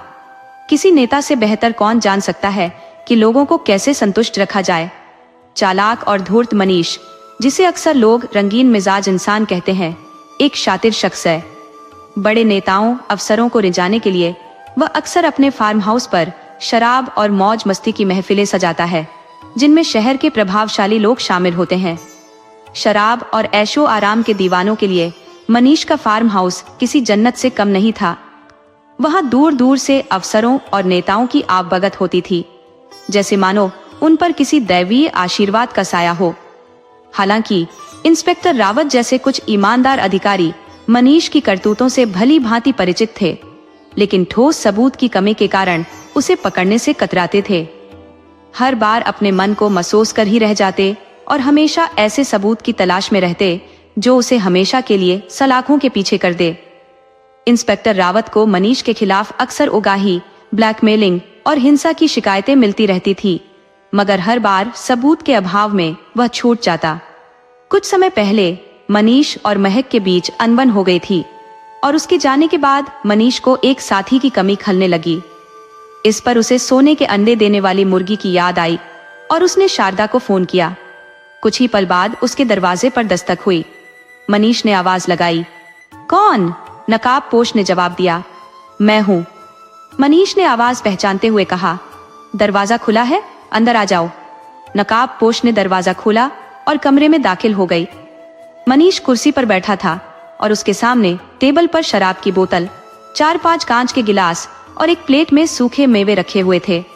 उसके हाव भाव से साफ था कि उसने पहले ही कुछ पैग लगा रखे थे। शारदा को सामने देखकर उसने कहा, आओ शारदा, मैं तुम्हारा ही इंतजार कर रहा था। रात अकेले गुजारना मुश्किल हो रहा था। मन की इच्छाएं बढ़ती जा रही थी। देखना, एक दिन तेरे नाम का यहाँ एक ताजमहल बनवाऊंगा। हमारे प्यार की एक निशानी इस दुनिया में छोड़ जाऊंगा। लड़खड़ाती आवाज में मनीष अपनी धुन में बड़बड़ाता जा रहा था। शारदा मनीष की बकवास सुनते सुनते ऊबने लगी थी। उसने माहौल बदलने के लिए मनीष का ध्यान अपनी ओर खींचा और बोली, मनीष, अगर शराब तुम्हें इतनी चढ़ती है तो इतना पीते क्यों हो? एक दिन इसी आदत की वजह से किसी बड़ी मुसीबत में फंस जाओगे। गांव में तुम्हारे दुश्मनों की कमी नहीं है और मौका मिलते ही वे तुम्हें निशाने पर ले सकते हैं। मैं जानती हूँ कि नशे के बिना तुम 10 पर भारी पड़ते हो, लेकिन शराब ज्यादा पीकर तुम खुद को बिखेर कर ताश के पत्तों की तरह गिरा देते हो। किसी दिन तुम्हारे दुश्मन इसी कमजोरी का फायदा उठा सकते हैं, तुम्हें मारकर किसी नाली में फेंक देंगे। मनीष ने उसकी बातों को टालते हुए कहा, अरे शारदा, कैसी बातें कर रही हो? अब मैं नहीं पीता हूँ। ये कहते हुए उसने शराब से भरा गिलास टेबल पर रख दिया और शारदा का हाथ थाम लिया। दोनों आपस में बातें करने लगे। मनीष ने गंभीर होकर पूछा, शारदा, हमारा बच्चा कैसा है? शारदा ने उत्तर दिया, बिल्कुल सुरक्षित है। मेरे पति के आदमी उसे ढूंढने में लगे हैं, लेकिन उन्हें अब तक उसकी भनक नहीं लगी है। मनीष ने चिंता व्यक्त की, सेठ को तुम पर कभी शक तो नहीं हुआ? बच्चा जिस जगह पर रखा है, क्या वो वाकई सुरक्षित है? शारदा ने कहा, शायद अभी तक तो नहीं हुआ, लेकिन ज्यादा समय तक उसे वहां छुपाकर भी तो नहीं रख सकते। वह छोटा कमरा उसकी सांसों को घुटन देने लगा है। हर समय मुझे याद करता रहता है। जब भी गांव के बाहर जाने का मौका मिलता है, मैं उससे मिलने जाती हूँ। उसे शांताबाई के भरोसे छोड़ रखा है। रिशु के जागते ही शारदा उसे कुछ खिलाती पिलाती और फिर उसे अफीम की हल्की खुराक दे देती, जिससे वह फिर से 4-5 घंटे के लिए बेसुध होकर सो जाता। शारदा को यह एहसास था कि यह तरीका सही नहीं है। बार बार नशा देने से कहीं बच्चे की आदत न बन जाए। उसने चिंतित होकर कहा, कब तक हम उसे नशे में रखेंगे? अगर रिशु का शरीर इसकी लत का शिकार हो गया तो हमारे लिए नई मुश्किलें खड़ी हो जाएंगी। शारदा ने अपनी बात आगे बढ़ाई, मनीष, क्यों ना हम भाग चलें, कहीं दूर जाकर अपनी एक नई जिंदगी शुरू करें। सेठ ने रिशु के प्रति एक साजिश रच रखी है, उसकी जान को खतरा है। शांताबाई ने सुना है कि धनीराम और उसके गुर्गों के बीच रिशु को खत्म करने की योजना बन चुकी है। ये वही धनीराम है जिसने अपने गुंडों के जरिए कुणाल के माध्यम से रिशु का अपहरण करवाया था और फिर सबूत मिटाने के लिए कुणाल को भी मरवा दिया। शायद धनीराम को कुणाल की सच्चाई का पता चल गया था और इसी कारण उसने उसे रास्ते से हटा दिया। शारदा की आवाज में गहरी चिंता थी। अगर शांताबाई ने उस रात उन गुंडों को रिशु को किसी मकान में ले जाते हुए न देखा होता तो शायद रिशु अब हमारे साथ नहीं होता। हम दोनों ने मिलकर उन गुंडों को बेहोश कर रिशु को उनके चंगुल से छुड़ाया और वहां से बचकर निकल गए। वे पूरी तैयारी में थे। रिशु को मारने का उनका इरादा पक्का था। मनीष ने गंभीरता से कहा, लेकिन धनीराम ऐसा क्यों करेगा? उसकी नजर में तो रिशु सेठ का बेटा है। सेठ तो उसे जान से भी ज्यादा चाहते हैं। शारदा ने उत्तर दिया, मुझे नहीं मालूम कि धनीराम ऐसा क्यों कर रहा है, पर यह सच्चाई है कि सेठ ने रिशु को खत्म करने के लिए पेशेवर गुंडों को काम पर रखा है। शांताबाई, जो मेरी सबसे वफादार सहायक है, ने उन तीनों की बातचीत सुनी और उनकी रिकॉर्डिंग भी मुझे सुनाई। मनीष ने गंभीर स्वर में कहा, शारदा, तुम्हें मालूम है कि मेरा इस गांव को छोड़ना नामुमकिन है। यहाँ के किसानों के बीच मेरी गहरी जड़ें हैं और अफसरों नेताओं के साथ मेरी इतनी पहुंच है कि एक इशारे पर बहुत कुछ बदल सकता है। अगर तुम कहो तो सेठ का काम तमाम करवा दूं, फिर कहीं जाने की जरूरत ही नहीं रहेगी। शारदा ने शांतिपूर्ण स्वर में उत्तर दिया, नहीं मनीष, तुम ऐसा कोई कदम मत उठाओ। मैं नहीं चाहती कि सेठ की जान लेकर हम अपने लिए कोई नई मुसीबत खड़ी करें। कानून के हाथ बहुत लंबे होते हैं, वो हमें कहीं भी ढूंढ निकालेंगे। मैं सेठ से केवल आजादी चाहती हूँ। मुझे उनके साथ वो खुशी कभी नहीं मिल सकी। मैं तो जीवन से इतनी हताश हो चुकी थी कि आत्महत्या का निर्णय कर चुकी थी, लेकिन शुक्र है उस शांताबाई का जिसने मुझे तुमसे मिलवाया। तुम्हारे संग बिताए पलों में मुझे जो अनंत सुख मिला वह पहले कभी नहीं पाया था। मैं तुमसे बिछड़ना नहीं चाहती, तुम्हारे साथ ही जीवन जीना चाहती हूँ। इसलिए क्यों ना हम तीनों यहाँ से कहीं दूर अपनी नई दुनिया बसाने निकल चले। रही बात पैसे की, तो मेरे पास धन की कोई कमी नहीं है। धनीराम जी कल तक यहाँ पहुँचेंगे और तब तक मैं सारा कीमती सामान और गहने लेकर आती हूँ। मेरे पास 3 करोड़ की ज्वेलरी और नकदी पहले से सुरक्षित है, जो हमारे आने वाले जीवन को सुगमता से चलाने के लिए पर्याप्त होगी। लेकिन तभी दरवाजे के बाहर छिपा एक साया हमारी बातचीत को ध्यान से सुन रहा था। उसका चेहरा क्रोध से लाल हो गया और उसकी आंखों में अंगारे भड़कने लगे। उसके हाथ में पकड़ा हुआ खंजर खून की प्यास से जल उठा। वह खुद पर काबू खो बैठा और अचानक कमरे में आ घुसा। ये दृश्य देखकर मनीष और शारदा दोनों स्तब्ध और भयभीत हो गए। साया कड़वे स्वर में कहता है, तो ये सब मेरे पीछे चल रहा था? तुम्हारी ये हरकतें बर्दाश्त के बाहर हैं। घबराई हुई शारदा धीमे स्वर में कहती है, आप यहाँ? लेकिन आपको तो कल आना था, जो व्यक्ति दरवाजे पर खड़ा था वही स्वयं धनीराम सेठ थे। क्रोध में उफनते हुए वह बोले, तुम्हारे हर कदम का पीछा करते हुए मैं यहाँ पहुंचा हूँ। क्या तुम्हें लगा था कि तुम मेरे पीठ पीछे अपने शौक पूरे करती रहोगी और मुझे कुछ पता नहीं चलेगा? तुम्हारे आचरण पर तो मुझे उसी दिन शक हो गया था जब तुम गर्भवती हुई थी। शारदा कहती है, नहीं, ये बच्चा तो आपका ही है। लेकिन हाँ, ये सच है कि मैं आपसे संतुष्ट नहीं थी। एक दिन शांता ने मुझे मनीष से मिलवाया और मनीष ने मुझे वह सुख दिया जो आपने कभी नहीं दिया। तब से मैं मनीष के बिना नहीं रह सकती। मनीष ने मुझे ऐसा आनंद दिया जो आपने नहीं दिया। ये मेरी भूल थी, लेकिन मैंने इसे स्वीकार किया है। धनीराम गुस्से में कहते हैं, अपनी बकवास बंद करो बेवफा औरत, हमारे खानदान का नाम डुबाने वाली। इस आवारा लुच्चे के साथ भागने का सपना देख रही हो? तुम्हें क्या लगता है कि यह तुम्हें सुखी रखेगा? ये आदमी जिसकी हर गली में एक नई औरत से संबंध है, तुम्हारा वफादार बनेगा? नहीं, ये तुम्हें बर्बाद करेगा। अभी तुम्हें अपने लाभ के लिए इस्तेमाल कर रहा है, कल तुम्हें किसी कोठे पर बेच देगा। और तुम मुझसे कहती हो कि यह बच्चा मेरा है। धनीराम अपनी बात जारी रखते हुए कहते हैं, सुनो, जब 3 साल तक हमारी कोई संतान नहीं हुई तो मैंने एक सेक्सोलॉजिस्ट से मिलकर अपनी समस्याएं बताई।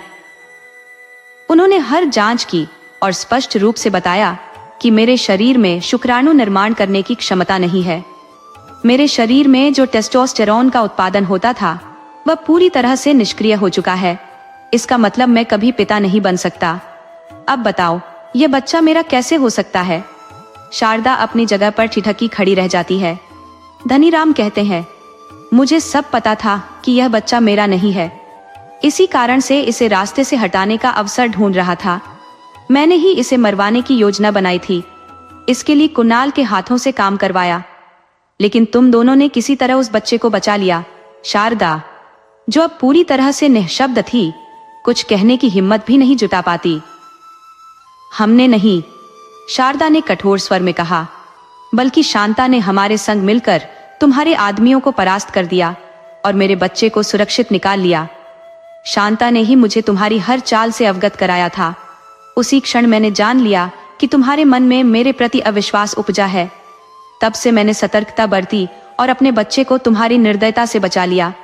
अब मेरा बच्चा सुरक्षित है, मेरे संरक्षण में है। सेठ जी क्रोध में कहते हैं, लेकिन यह सुरक्षा तुम्हारे साथ ज्यादा देर तक नहीं टिकेगी। तुम्हारे बच्चे, तुम्हारे प्रेमी और खुद तुम, कोई भी मेरे हाथों से बच नहीं पाएगा। मनीष, जो अपनी जगह अडिग खड़ा था, धनीराम को चुनौती देते हुए बोला, धनीराम, तुम मेरे ही घर में खड़े होकर मुझे धमकी दे रहे हो? अपनी सलामती की दुआ करो, अब तो तुम यहाँ से जीवित नहीं निकलोगे। धनीराम हंसी में बड़बड़ाता है, तू मुझे मारेगा? तू जो खुद नशे में धुत रहता है, अपने पैरों पर सीधा खड़ा भी नहीं हो सकता। मेरा खंजर प्यासा है, तुम दोनों के खून का। कहते हुए धनीराम बाज की तरह शारदा की ओर झपटा और उसकी गर्दन पर खंजर रख दिया। इसी बीच मनीष ने अपने रिवॉल्वर को तैयार किया और धनीराम की ओर तान दिया। धनीराम के संभलने से पहले ही मनीष की उंगली ने ट्रिगर दबा दिया और गोली सीधे धनीराम के मस्तिष्क को भेदती हुई निकल गई। धनीराम का शरीर जमीन पर निर्जीव गिर पड़ा। मनीष और शारदा एक गहरी सांस लेते हैं, मानो उनके कंधों से एक बड़ा बोझ उतर गया हो। कुछ पल की खामोशी के बाद मनीष गंभीर स्वर में कहता है, शारदा, ये समय डरने का नहीं है, बल्कि तुरंत कार्यवाही का है। पुलिस या अन्य लोग यहाँ पहुँचने से पहले हमें धनीराम की लाश को ठिकाने लगाना होगा। ये भी समझ लो कि धनीराम की अचानक गुमशुदगी पर पुलिस चुप नहीं बैठेगी। हो सकता है कि धनीराम की तरह ही कोई मुखबिर हमारे आसपास हो, जिसने हमें इस फार्म हाउस तक आते हुए देख लिया हो। इसलिए अब हमें यह जगह छोड़कर बहुत दूर जाना होगा। हम दोनों इतना दूर चले जाएंगे कि जहां न पुलिस की पहुंच हो, न ही किसी और की। मैं लाश को निपटाने में जुटता हूँ। तुम उसी दौरान घर से सारा नकद और गहने समेटकर यहाँ आ जाओ। मेरी सो को भी साथ लेकर आना, ताकि हम इस जगह से बहुत दूर जा सके। शारदा कहती है, ठीक है, मैं ये काम जल्दी निपटा कर आ रही हूँ। इसके बाद शारदा अपने घर की ओर निकल जाती है। इधर मैं मनीष को फोन पर जरूरी हिदायतें देकर फार्म हाउस बुलाता हूँ। मनीष फार्म हाउस के बगीचे के एक कोने में गड्ढा तैयार करने में लग जाता है, ताकि सेठ की लाश को वहां दफन किया जा सके। कुछ देर बाद महक फार्म हाउस पर पहुंचती है और देखती है कि मनीष धनीराम की लाश के पास खड़ा उसका इंतजार कर रहा है। मैं कहती हूँ, मनीष, तुमने यह क्या किया? सेठ को मार दिया? मनीष जल्दी से कहता है, अब बातें करने का वक्त नहीं है, मेरी मदद करो, चलो इसे उठाते हैं और बगीचे में दफन कर देते हैं, किसी को कुछ पता नहीं चलेगा। हम दोनों धनीराम की लाश को उठाने की कोशिश करते हैं, लेकिन उसका वजन काफी ज्यादा होता है। मनीष कहता है, ऐसा लगता है कि इसे उठाकर ले जाना मुश्किल है, चलो इसे घसीटकर गड्ढे के पास ले चलते हैं। हम धनीराम की लाश को घसीटते हुए गड्ढे के पास लाते हैं और उसे उसमें डाल देते हैं। फिर ऊपर से बड़े बड़े पत्थर रखकर गड्ढे को भर देते हैं और मिट्टी डालकर उसे पूरी तरह ढक देते हैं, किसी को कुछ भनक नहीं लगेगी। मनीष और मैं धनीराम की लाश को उठाने की कोशिश करते हैं, लेकिन वह असहनीय रूप से भारी होती है। मनीष कहता है, शायद इसे उठाकर ले जाना संभव नहीं होगा, आओ इसे घसीटकर गड्ढे तक ले चलते हैं। हम दोनों धनीराम की लाश को घसीटते हुए गड्ढे के पास ले जाते हैं और उसे उसमें डाल देते हैं। फिर गड्ढे को बड़े बड़े पत्थरों से भरकर ऊपर से मिट्टी डाल देते हैं। मैं पूछती हूँ, ये 2 अतिरिक्त गड्ढे किसके लिए है? मनीष के चेहरे पर एक रहस्यमयी मुस्कान उभर आती है और वह कहता है, वक्त आने पर पता चल जाएगा। इसके बाद मनीष और महक कमरे के अंदर चले जाते हैं। उधर शारदा तिजोरी से सारे पैसे और गहने एक बैग में भरती है और मकान को ताला लगाकर बैग लेकर पिछवाड़े के रास्ते सेठ जी की पुरानी पुश्तैनी हवेली की ओर बढ़ती है। यहाँ हवेली के एक अलग थलग कमरे में सारा अनावश्यक सामान रखा गया है। इस जगह पर कोई आता जाता नहीं। कभी इस हवेली को ओंटो की कोठी के नाम से जाना जाता था। रेसू को इसी हवेली के एक कमरे में शांताबाई की निगरानी में रखा गया है। शारदा कमरे में प्रवेश करती है, जहां शांताबाई नीशू के पास बैठी होती है। शारदा को देखकर शांताबाई कहती है, आप आ गईं? शारदा कहती है, हाँ। फिर वह पूरी घटना शांताबाई को बताती है और उसे रुपए 5 लाख का इनाम देते हुए कहती है, शांता, तूने मेरी और मेरे बच्चे की बहुत सेवा की है, यह तेरा इनाम है। मैं अब हमेशा के लिए गांव छोड़कर मनीष के साथ बहुत दूर जा रही हूँ, तू अपना ख्याल रखना। शांता उसे रोकते हुए कहती है, कहाँ जा रही हो मालकिन? शारदा एक लंबी सांस लेकर कहती है, यह नहीं बता सकती, अभी तक कोई ठोस योजना नहीं बनाई गई है। ये रुपए 5 लाख तेरा जीवन सुचारू रूप से चला देंगे शांताबाई। अब तुझे किसी के यहाँ नौकरी करने की आवश्यकता नहीं होगी।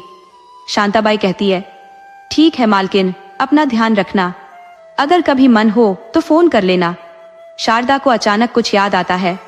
वह शांताबाई को बच्चे के खिलौनों और कपड़ों से भरा बैग तैयार करने का निर्देश देती है और कहती है, मैं बस 5 मिनट में आती हूँ शांता, तब तक तू बच्चे को तैयार कर दे, मैं अपने मोबाइल को घर पर ही छोड़ आई हूँ। शारदा तेजी से घर पहुंचकर अपना मोबाइल उठाती है और पुनः पुरानी हवेली की ओर लौट आती है। इतने में शांताबाई बच्चे को जगाकर खाना खिला चुकी होती है। शारदा सभी बैग्स को अपनी गाड़ी में रखवाकर बच्चे के साथ फार्म हाउस की ओर रवाना होती है। शारदा के रवाना होते ही शांताबाई किसी को फोन करती है और कुछ मिनट तक दोनों में बातचीत होती है। फार्म हाउस के गेट पर गाड़ी की आवाज सुनकर मनीष बाहर आ जाता है।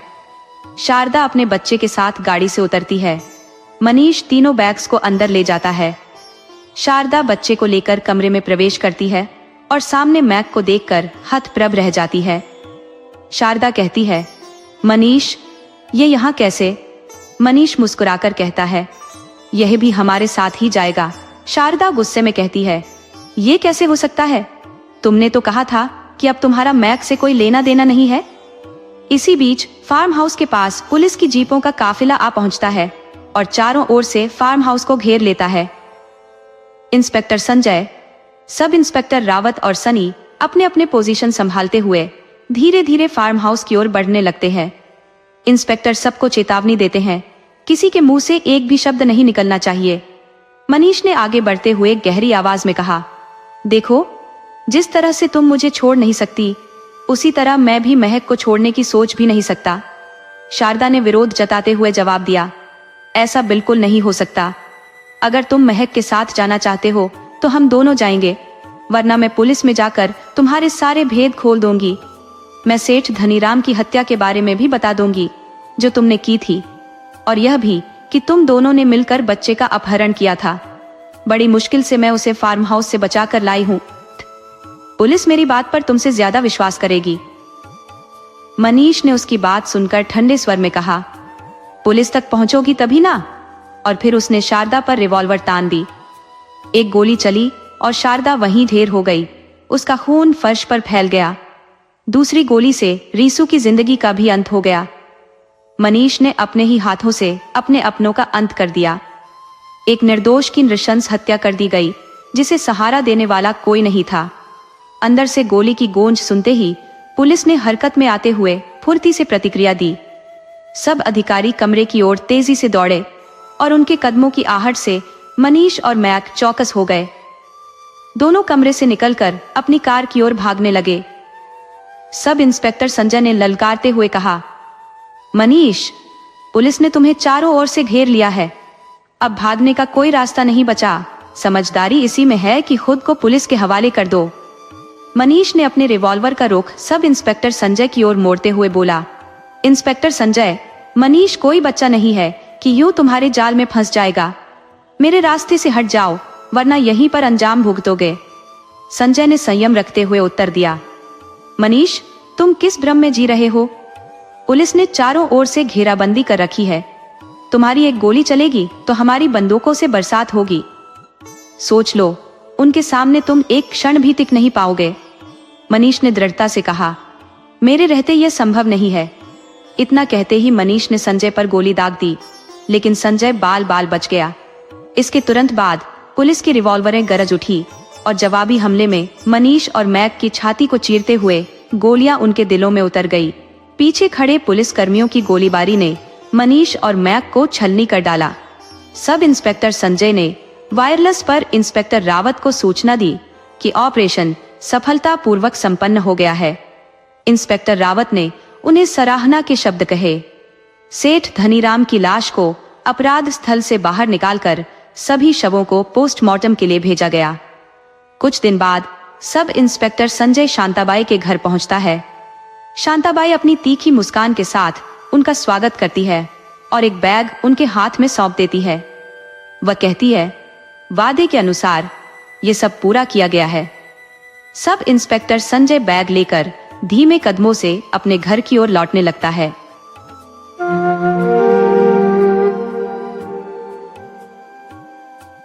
मनुष्य के जीवन में समय, परिस्थितियां और स्थान का गहन महत्व होता है। कई बार घटनाएं ऐसी होती हैं कि उनके होने की दिशा में परिस्थितियां स्वतः ही बनती चली जाती हैं।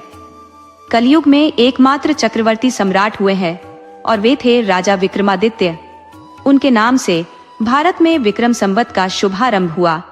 राजा विक्रमादित्य न केवल एक अद्वितीय पराक्रमी योद्धा थे, बल्कि वे असाधारण विद्वान, दक्ष प्रशासक और धर्म का पालन करने वाले परोपकारी शासक भी थे। अपनी प्रजा के प्रति उनके मन में गहन स्नेह था, जिसे वे अपने पुत्रवत मानते थे। वे रात्रिकाल में भेष बदलकर नगर भ्रमण के लिए निकलते थे, ताकि अपनी प्रजा की समस्याओं और हालचाल से भलीभांति अवगत हो सके। ऐसी ही एक रात का प्रसंग है जब राजा विक्रमादित्य ने साधारण वेश धारण कर नगर भ्रमण का निश्चय किया। रात्रि की कालिमा धीरे धीरे अमृत बेला में परिवर्तित हो रही थी। जैसे ही सुबह का आभास होने लगा, राजा नगर के उस मार्ग से गुजर रहे थे जो एक सघन जंगल से सटा हुआ था। अचानक उनकी दृष्टि एक युवा लकड़हारे पर पड़ी। वह अपने कंधे पर कुल्हाड़ी लिए जंगल में प्रवेश कर गया और लकड़ी काटने के लिए एक ऊंचे वृक्ष पर चढ़ गया। उसी क्षण राजा की नजर एक विशाल रीछ पर पड़ी, जो तेजी से दौड़ता हुआ उसी वृक्ष की ओर बढ़ रहा था। यह देखकर राजा को अत्यंत विस्मय हुआ, क्योंकि रीछ आमतौर पर वृक्ष पर नहीं चढ़ पाते, लेकिन यह रीछ असामान्य रूप से उस वृक्ष पर चढ़ने लगा। लकड़हारे ने जब रीछ को अपनी ओर आते देखा तो वह भयभीत हो गया। घबराहट के कारण उसके हाथ पांव कांपने लगे और उसी घबराहट में वह टहनी जिस पर वह खड़ा था टूट गई। लकड़हारा नीचे जमीन पर गिर पड़ा और चोट लगने से उसकी मृत्यु हो गई। इसके बाद वह रीछ वृक्ष से नीचे उतरा और राजा की आंखों के सामने एक अप्रत्याशित घटना घटी। रीछ ने एक सुंदर युवती का रूप धारण कर लिया और जंगल के समीप स्थित एक पुराने कुएं की मुंडेर पर जाकर बैठ गया। राजा थोड़ी दूरी पर खड़े होकर यह दृश्य बड़े आश्चर्य के साथ देख रहे थे और सोच रहे थे कि यह युवती जो रीछ का रूप बदल चुकी है, अब क्या करने वाली है। कुछ समय बाद राजा के 2 सिपाही जो रात्रि गश्त पर थे वहां से गुजरे। संयोगवश वे दोनों सगे भाई थे। छोटे भाई की दृष्टि जब कुएं की मुंडेर पर बैठी उस अद्भुत रूपवती पर पड़ी तो उसने बड़े भाई से कहा, भैया देखो कितनी अनुपम सुंदरी यहाँ बैठी है, मेरा मन करता है कि मैं इससे विवाह कर लूं। बड़ा भाई बोला, छोटे बड़े भाई के रहते हुए तुम विवाह कैसे कर सकते हो? बड़ा होने के नाते यह अधिकार मेरा है, मैं ही इससे विवाह करूंगा। छोटे भाई ने तुरंत प्रतिवाद किया, लेकिन इसे मैंने पहले देखा है, इसलिए इस पर अधिकार भी मेरा ही होगा। दोनों भाइयों के बीच वाद विवाद बढ़ने लगा। अंततः बड़े भाई ने सुझाव दिया, हम व्यर्थ लड़ाई क्यों करें, क्यों न इस युवती से ही पूछ लें कि वह हम दोनों में से किसे अपना पति चुनना चाहेगी। वे दोनों भाई उस युवती के पास पहुंचे।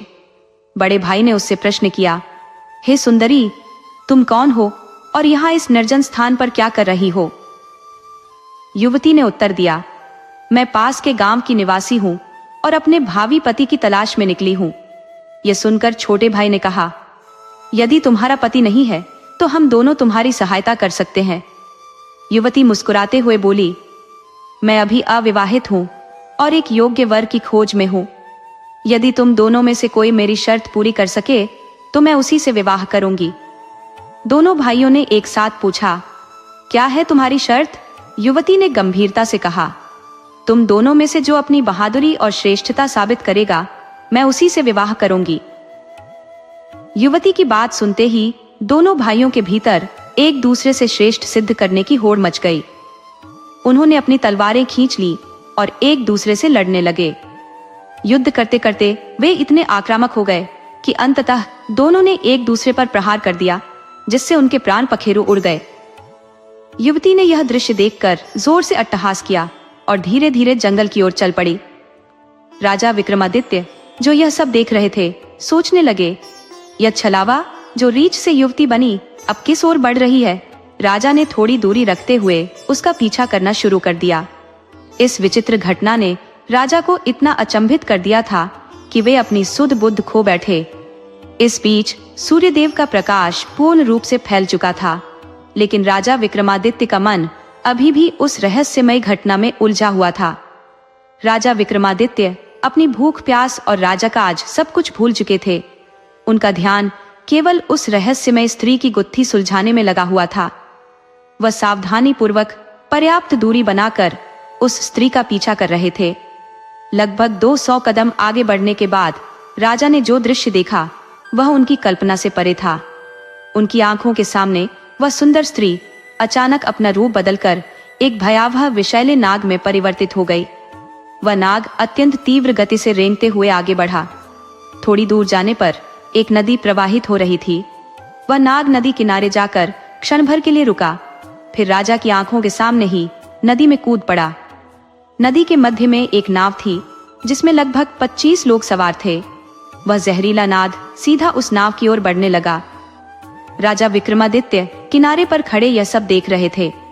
जैसे ही नाग ने नाव में छलांग लगाई, वहां अफरा तफरी मच गई। जान बचाने के लिए लोग बेतहाशा नदी में कूदने लगे। जो लोग तैरना जानते थे वे किसी तरह किनारे तक पहुंच गए, लेकिन जो तैरने में असमर्थ थे वे गहरे जल में डूब गए। कुछ समय बाद वह नाग नदी से बाहर निकला और किनारे किनारे तेजी से आगे बढ़ने लगा। राजा विक्रमादित्य ने बिना समय गंवाए उसका पीछा जारी रखा। कुछ दूरी तय करने के बाद राजा को पुनः चकित होना पड़ा। वह नाग एक बार फिर अपना स्वरूप बदल चुका था। अब वह एक वृद्ध ब्राह्मण का रूप धारण किए हुए था। राजा ने सोचा, यह रहस्यमय प्राणी अब एक ब्राह्मण का वेश बनाए हुए है। यही उचित समय है इसके बारे में जानकारी प्राप्त करने का। ये विचार आते ही राजा विक्रमादित्य तेजी से उसके पास पहुंचे और हाथ जोड़कर प्रणाम किया। वृद्ध ब्राह्मण ने भी विनम्रता से हाथ जोड़कर उनका अभिवादन किया। राजा ने सीधे पूछा, आप कौन है? ब्राह्मण ने उत्तर दिया, तुम्हें दिखाई नहीं देता? मैं एक ब्राह्मण हूँ। राजा ने कहा, आप झूठ बोल रहे हैं, आप ब्राह्मण नहीं है। वृद्ध ब्राह्मण ने गंभीर स्वर में प्रतिप्रश्न किया, तो फिर तुम ही बता दो कि मैं कौन हूँ। राजा ने दृढ़ता से कहा, तुम वह नहीं हो जो तुम दिखाई देते हो। ब्राह्मण ने ठंडी हंसी के साथ कहा, मैं जो भी हूँ उससे तुम्हें कोई सरोकार नहीं होना चाहिए। तुम अपने काम से काम रखो और अपना मार्ग नापो। राजा बोले, सत्य को जाने बिना मैं तुम्हारा पीछा छोड़ने वाला नहीं हूँ, तुम्हें सच बताना ही पड़ेगा। उस पर वह वृद्ध बोला, मैंने तुम्हें पहले ही कहा कि मैं एक ब्राह्मण हूँ। राजा ने दृढ़ता से कहा, तुम मुझसे असत्य नहीं बोल सकते। मैं तुम्हारा पीछा तब से कर रहा हूँ जब तुम नीचे बने हुए थे। मैंने देखा कि तुमने उस नौजवान लकड़हारे को मारा, फिर एक सुंदर स्त्री का रूप धर लिया और 2 सिपाही भाइयों को एक दूसरे के हाथों मरवा दिया। उसके बाद तुमने एक विषैले नाग का रूप लिया और नदी में छलांग लगाई। नाव में प्रवेश करने के बाद तुम्हारी दहशत से यात्रियों में भगदड़ मच गई। नाव पलट गई और आधे यात्री नदी में डूबकर मर गए। अब तुमने एक बूढ़े ब्राह्मण का वेश धारण कर लिया है, इसलिए सच सच बता दो कि तुम हो कौन। राजा के शब्दों पर वह बूढ़ा ब्राह्मण मुस्कुराया और बोला, यदि मैं ना बताऊं तो। राजा ने तलवार खींचते हुए कहा, तो मरने के लिए तैयार हो जाओ। ये राजा विक्रमादित्य की नगरी है और मैं उसका वफादार सेवक हूँ। इस धर्मनिष्ठ राजा की राजधानी में इतने लोगों की जान लेने के बाद तुम बचकर नहीं जा सकते। मरने से पहले सत्य उजागर कर दो कि तुम कौन हो। राजा विक्रमादित्य की धमकी सुनकर वह वृद्ध ब्राह्मण जोर जोर से हंस पड़ा और बोला, मैं जानता हूँ कि यह महान राजा विक्रमादित्य की राजधानी है और यह भी जानता हूँ कि तुम स्वयं सम्राट विक्रमादित्य हो। फिर भी यह जान लो कि तुम मुझे मार नहीं सकते, बल्कि एक दिन ऐसा आएगा जब मैं तुम्हें मरने पर विवश कर दूंगा। उसकी बात सुनकर राजा विचारमग्न हो गए। उन्होंने सोचा, जो मुझे इस रूप में पहचान चुका है वह कोई साधारण व्यक्ति नहीं हो सकता। राजा ने थोड़ा नम्र होकर कहा, अब जब आपने मुझे पहचान ही लिया है तो कृपया यह बताएं कि आप वास्तव में कौन है। वृद्ध ब्राह्मण ने कहा, संसार में 4 प्रकार की हट प्रसिद्ध है, राजहट, बालहट, त्रियाहट और योगहट। तुम इस समय राजहट पर अड़े हुए हो। बिना मेरी सच्चाई जाने तुम्हारा हट समाप्त नहीं होगा, इसलिए मुझे तुम्हें बताना ही पड़ेगा कि मैं कौन हूँ और तुम्हारी राजधानी में क्यों आया हूँ। इसके बाद वृद्ध ब्राह्मण ने गहरी आवाज में कहना आरंभ किया, हे राजन, मैं तुम्हें अपने बारे में बताता हूँ। जो भी कहूँगा उसे ध्यान पूर्वक सुनना। मेरा नाम काल है। तुम जानते हो कि इस संसार में जो भी जीव जन्म लेते हैं उनकी मृत्यु निश्चित है। इसी कारण इस भूमि को मृत्यु लोक कहा जाता है। जब कोई जीव माता के गर्भ में प्रवेश करता है और पूर्ण आकार लेता है, तब आत्मा उसमें समाहित होकर उसे सजीव बनाती है। उसी क्षण उसकी मृत्यु का समय, स्थान और परिस्थिति तय कर दी जाती है। मृत्यु किस प्रकार आएगी यह भी पहले से निश्चित होता है। हे राजन, क्या तुम यह भी अवगत हो कि इस संसार में हर जीव के जन्म और मृत्यु का समूचा लेखा जोखा चित्रगुप्त के पास सुरक्षित रहता है। जब किसी प्राणी की मृत्यु का समय समीप आता है तो चित्रगुप्त धर्मराज को इस विषय में सूचित करते हैं। क्योंकि समस्त प्राणियों की मृत्यु का कार्यभार भगवान शिव के अधीन है, इसलिए धर्मराज उनकी अनुमति के लिए प्रार्थना करते हैं। जब भगवान शिव अपनी स्वीकृति प्रदान करते हैं, तब धर्मराज मुझे अर्थात काल को आदेश देते हैं। मैं तब मृत्यु लोक पर आता हूँ।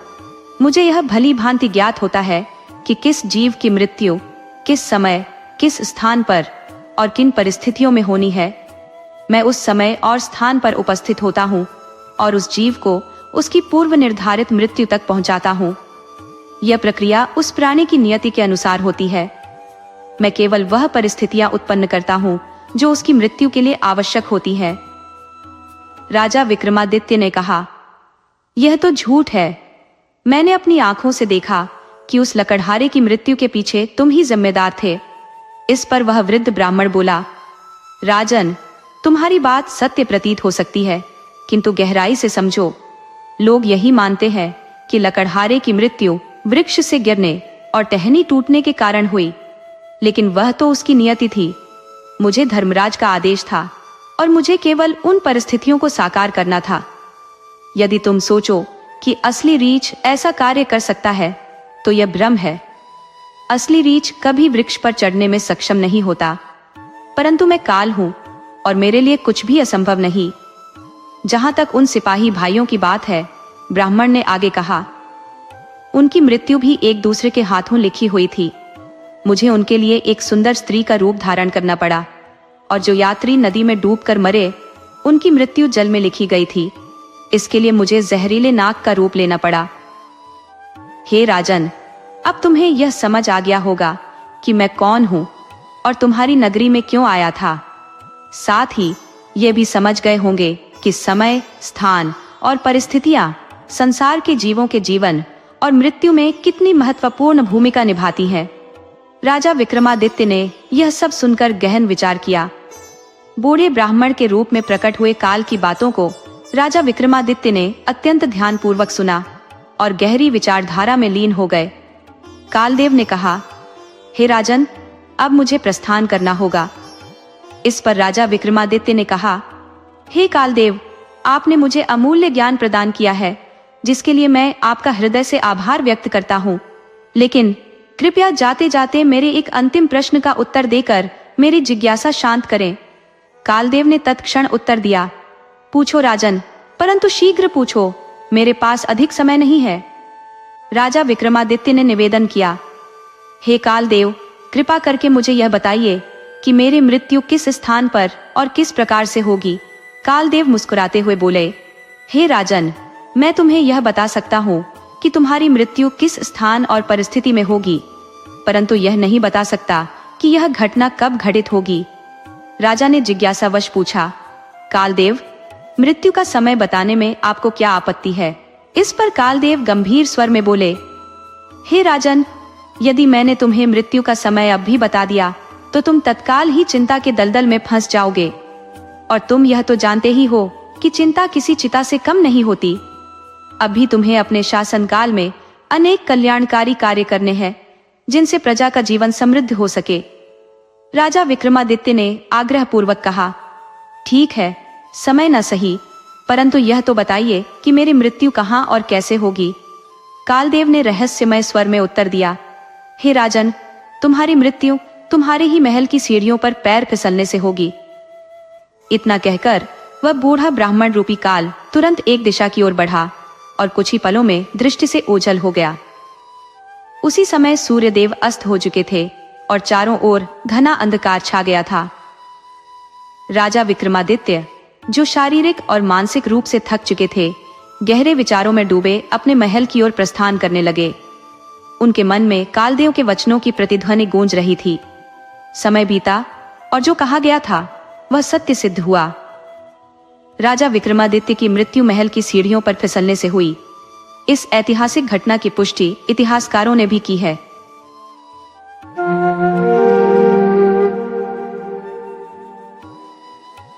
बहुत पुराने समय की बात है। मध्य प्रदेश के एक छोटे से गांव में कुछ बंजारे आकर बस गए थे। गांव के खेत वीरान पड़े थे और उन्हीं खेतों में बंजारों ने अपना ठिकाना बना लिया था।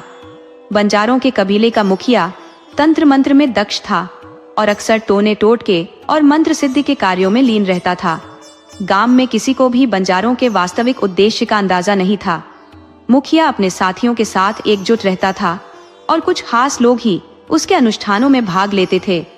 आधी रात को लगभग 2 बजे मुखिया एक कंकाल लेकर आता और उसके चारों ओर अग्नि प्रज्वलित कर मंत्र उच्चारण करता। बंजारों के इस कबीले में एक गर्भवती स्त्री थी, जिसने 9वें महीने में एक पुत्र को जन्म दिया। लेकिन बच्चे के 1 महीने का होते ही वह अचानक रहस्यमय ढंग से गायब हो गया। माँ व्याकुल होकर रोने लगी और कबीले में अफरा तफरी मच गई। सभी ने सोचा कि बच्चा जंगली जानवर का शिकार हो गया होगा, लेकिन असलियत कुछ और ही थी। दरअसल कबीले के मुखिया ने ही उस बच्चे का अपहरण करवाया था और यह सब उस बच्चे के पिता की सहमति से हुआ था। रात के अंधेरे में मुखिया ने उस मासूम की बलि चढ़ा दी। इसके पीछे एक भयानक कारण था। बंजारों का डेरा जिस स्थान पर था, उसके पास एक पुराना बगीचा था, जिसके नीचे खजाने के गड़े होने की कहानियां प्रचलित थी। मुखिया ने तंत्र मंत्र के माध्यम से उस खजाने को प्राप्त करने की योजना बनाई थी और वह बलि इसी अनुष्ठान का हिस्सा थी। मान्यता थी कि बलि देने के 15-20 दिनों बाद वह खजाना स्वयं ही धरती से बाहर आ जाएगा। इसलिए मुखिया ने इस अवधि के दौरान अपनी तांत्रिक शक्तियों को और अधिक मजबूत करने के प्रयास किए। अब धीरे धीरे वह समय नजदीक आ गया था जब खजाना धरती से प्रकट होने वाला था और मुखिया अपने अनुष्ठानों में निरंतर जुटा हुआ था, इस प्रतीक्षा में कि उसकी मेहनत का फल उसे शीघ्र ही प्राप्त होगा। समय पूरा होते ही मुखिया जी रात के 2 बजे बगीचे में पहुंचे। वहां अचानक जमीन का एक हिस्सा धंसने लगा और उसी में से एक विशाल मटका बाहर आया जो राजा महाराजाओं के समय के कीमती हीरे जवाहरातों से भरा हुआ था। ये मटका धीरे धीरे बगीचे के चारों ओर चक्कर काटने लगा, मानो उसमें अब जीवन का संचार हो गया हो। दरअसल नरबलि के परिणाम स्वरूप अब यह खजाना एक प्रकार से जीवित प्राणी की भांति व्यवहार करने लगा था। मुखिया ने जैसे ही उस मटके को छूने का प्रयास किया, उसमें से एक काला बिच्छू निकला और उसने मुखिया को डंक मार दिया। उस डंक के लगते ही मुखिया की आंखों के सामने अंधेरा छाने लगा और देखते ही देखते वह कीमती मटका धरती में समा गया। मुखिया वहीं अचेत होकर गिर पड़ा। सुबह जब कबीले के लोग मुखिया को ढूंढते हुए बगीचे तक पहुंचे तो उन्होंने उसे बेहोश पाया। धीरे धीरे वहां भीड़ जमा हो गई। कुछ गांव के लोग भी इकट्ठा हो गए। कबीले वाले मुखिया को उठाकर अपने डेरे में ले आए और मंत्रों के सहारे उसे ठीक करने का प्रयास किया। थोड़ी देर में मुखिया को होश तो आया, लेकिन उसकी एक आंख की रोशनी चली गई थी। इस घटना से कबीले के सभी लोग भयभीत हो उठे और मन ही मन सोचने लगे कि बिच्छू के डंक से आंख की रोशनी जाना कोई साधारण बात नहीं। गांव वाले मुखिया से पूछने लगे, बाबा, आप रात को उस बगीचे में क्या करने गए थे? मुखिया ने गहरी सांस लेते हुए जवाब दिया, अरे भाइयों, मैं वहां इसलिए गया था क्योंकि मुझे कई दिनों से वहां किसी अदृश्य शक्ति का आभास हो रहा था। पूजा पाठ करते समय अचानक विघ्न उत्पन्न होने लगे थे, इसलिए मैंने सोचा कि खुद जाकर देखूं क्या कारण है। जब मैं बगीचे में पहुंचा तो मुझे वहां एक चुड़ैल का साया नजर आया। मैंने उसे पकड़ने के लिए कुछ अनुष्ठान किए, लेकिन उसने मुझ पर ही हमला कर दिया और इसी वजह से मेरी आंख की रोशनी चली गई। गांव के लोग जो भोले भाले और अंधविश्वासी थे, मुखिया की बातों को सच मान बैठे, लेकिन असलियत यह थी कि मुखिया ने यह कहानी केवल इसलिए गढ़ी थी ताकि गांव के लोग उस बगीचे के पास न जाएं। वह जानता था कि खजाना वहीं कहीं मौजूद है और यदि कोई और व्यक्ति वहां पहुंचता तो उसकी योजना में बाधा आ सकती थी। अब मुखिया मन ही मन सोचने लगा कि बलि चढ़ाने के बावजूद वह उस खजाने को क्यों नहीं पा सका। उसके मन में विचार आने लगा कि वह बिच्छू शायद खजाने का रक्षक है और उस खजाने की पहरेदारी करता है। अब मुखिया जी किसी भी हाल में उस खजाने को पाना चाहते थे। उन्होंने 1 हफ्ते का विश्राम लिया, फिर अपनी साधना में गहरे उतर गए। उन्होंने काल देवता का आह्वान किया ताकि उन्हें खजाना निकालने का कोई अचूक उपाय मिल सके। अंततः 1 हफ्ते की कठिन तपस्या के बाद काल देवता प्रकट हुए। मुखिया जी ने अपनी पूरी व्यथा उन्हें बताई। काल देवता ने कहा, यह कोई साधारण खजाना नहीं है जिसे बस मिट्टी खोद कर पाया जा सके। यह एक जागृत खजाना है और इसकी रक्षा एक चमत्कारी वृक्ष करता है। सदियों से इसके पहरेदार का कार्य एक बिच्छू कर रहा है, लेकिन इसे हटाकर किसी अन्य जीव को रक्षा का भार सौंपना होगा, तभी तुम इस खजाने को अपना बना पाओगे। इतना कहकर काल देवता अंतर्ध्यान हो गए। मुखिया की यह साधना औरतों के नजरों से छुपी न रह सकी, जो खेतों में काम करती थी। उनमें से एक औरत ने मुखिया को दूर से देखा, लेकिन वह उनकी बातों को सुन नहीं पाई और इसलिए खजाने का सच उसे नहीं पता चल सका। अगले दिन रात के ठीक 2 बजे मुखिया जी फिर से बगीचे की ओर निकले, जहां वह खजाना निकलता था। इस बार उन्होंने वहां देर तक प्रतीक्षा की, लेकिन खजाना प्रकट नहीं हुआ। मुखिया ने अपनी तांत्रिक शक्तियों से इसका कारण जानने का प्रयास किया। तब पता चला कि उनके पिछले स्पर्श के कारण खजाना अपने आप लुप्त हो चुका है। अब जब उसका निर्धारित समय आएगा तभी वह फिर से प्रकट होगा। इतने में गांव के लोग वहां आ पहुंचे। उस औरत ने गांव वालों से मुखिया की गतिविधियों का जिक्र किया, हालांकि उसे बातों का पूर्ण अर्थ पता नहीं था। उसने बस इतना कहा कि मुखिया तंत्र साधना में लीन है और उनकी हरकतें संदिग्ध हैं। यह सुनकर गांव वाले क्रोधित हो उठे। उन्होंने मुखिया को गलत कार्यों का दोषी मानते हुए आक्रोश में आकर उस पर पथराव शुरू कर दिया।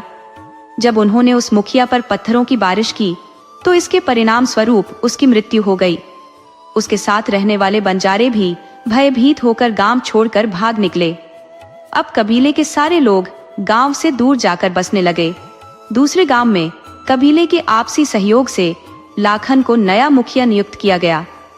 लाखन कोई और नहीं, वही व्यक्ति था जिसके बच्चे की बलि चढ़ाई गई थी, क्योंकि वह पहले के मुखिया का अत्यंत निकटस्थ था।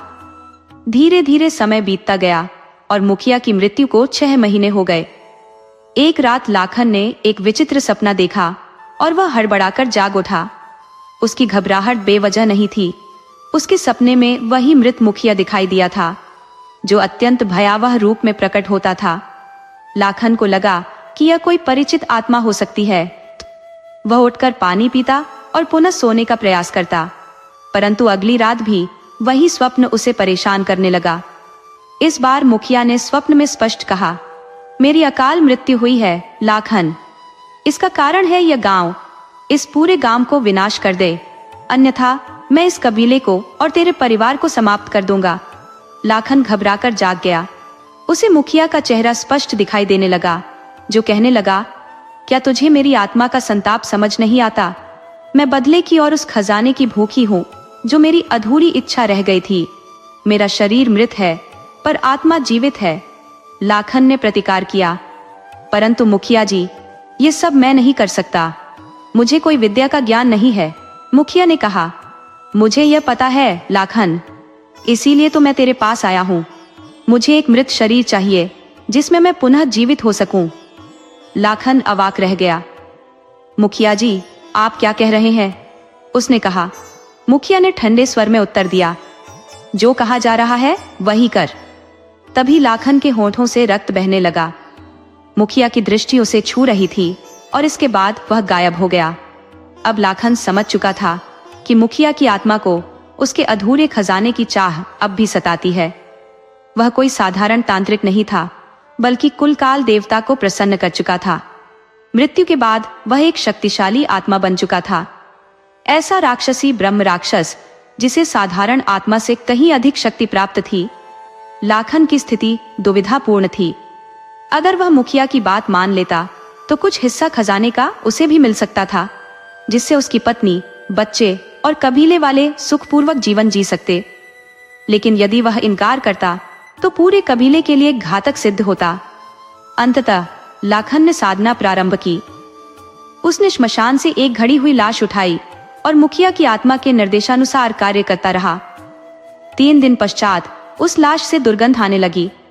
चौथे दिन रात के लगभग 2 बजे मुखिया की आत्मा उस मृत शरीर में प्रविष्ट हो गई। उसकी आंखें रक्तवर्णी लालिमा से दहक रही थी और इस दृश्य ने लाखन के रोंगटे खड़े कर दिए, किंतु भयभीत होकर वह शांत बैठा रहा। मुखिया ने उसकी ओर देखा और कहा, शाबाश लाखन, तूने मुझे पुनः जीवित किया है। इसका पुरस्कार अवश्य मिलेगा। ये सुनकर लाखन की आंखों में लालच की चमक दौड़ गई, क्योंकि वह भी तो धन का लोभी था। मुखिया और लाखन ने मिलकर साधना की और उस छुपे हुए धन को बाहर निकाल लिया। लेकिन अब मुखिया की आत्मा और भी प्रचंड हो गई थी। मृत्यु के पश्चात भी उसके भीतर जीवित रहने की तीव्र लालसा थी, जिसके चलते उसने एक एक कर कबीले के लोगों की बलि चढ़ानी शुरू कर दी। लाखन यह सब देखकर व्यथित था। उसे लग रहा था कि जो भी अनर्थ हो रहा है उसका प्रारंभ उसी से हुआ है। इस सोच ने उसे आंसुओं में डुबो दिया। एक दिन वह व्याकुल होकर काल भैरव के मंदिर में गया और भगवान से क्षमा मांगने लगा। हे प्रभु, मुझसे भारी अपराध हो गया है। मैंने ऐसा पाप कर डाला है जिसका कोई प्रायश्चित नहीं। कृपा कर मुझे मार्ग दिखाएं, अन्यथा यह मुखिया की आत्मा मेरे पूरे कबीले का नाश कर देगी। लाखन रोज मंदिर में छिपकर जाता और रोते हुए प्रायश्चित करता। एक रात अपनी पीड़ा में वह पत्थर पर सिर पटकने लगा। क्यों मुझसे ऐसा पाप हुआ? वह सोचता रहा। उसे लगने लगा कि इस जीवन से तो मृत्यु ही बेहतर है। तभी पूर्व मुखिया की पवित्र आत्मा प्रकट हुई। वह बोले, लाखन, मेरी मृत्यु अचानक नहीं हुई थी, मुझे धोखे से विष देकर मारा गया था और वही पापी मुखिया इसका कारण था। तुमने उसे पुनः जीवित कर बड़ी भूल की है। अब वह केवल धन का लालची नहीं रहा, उसे राक्षसी शक्तियां चाहिए।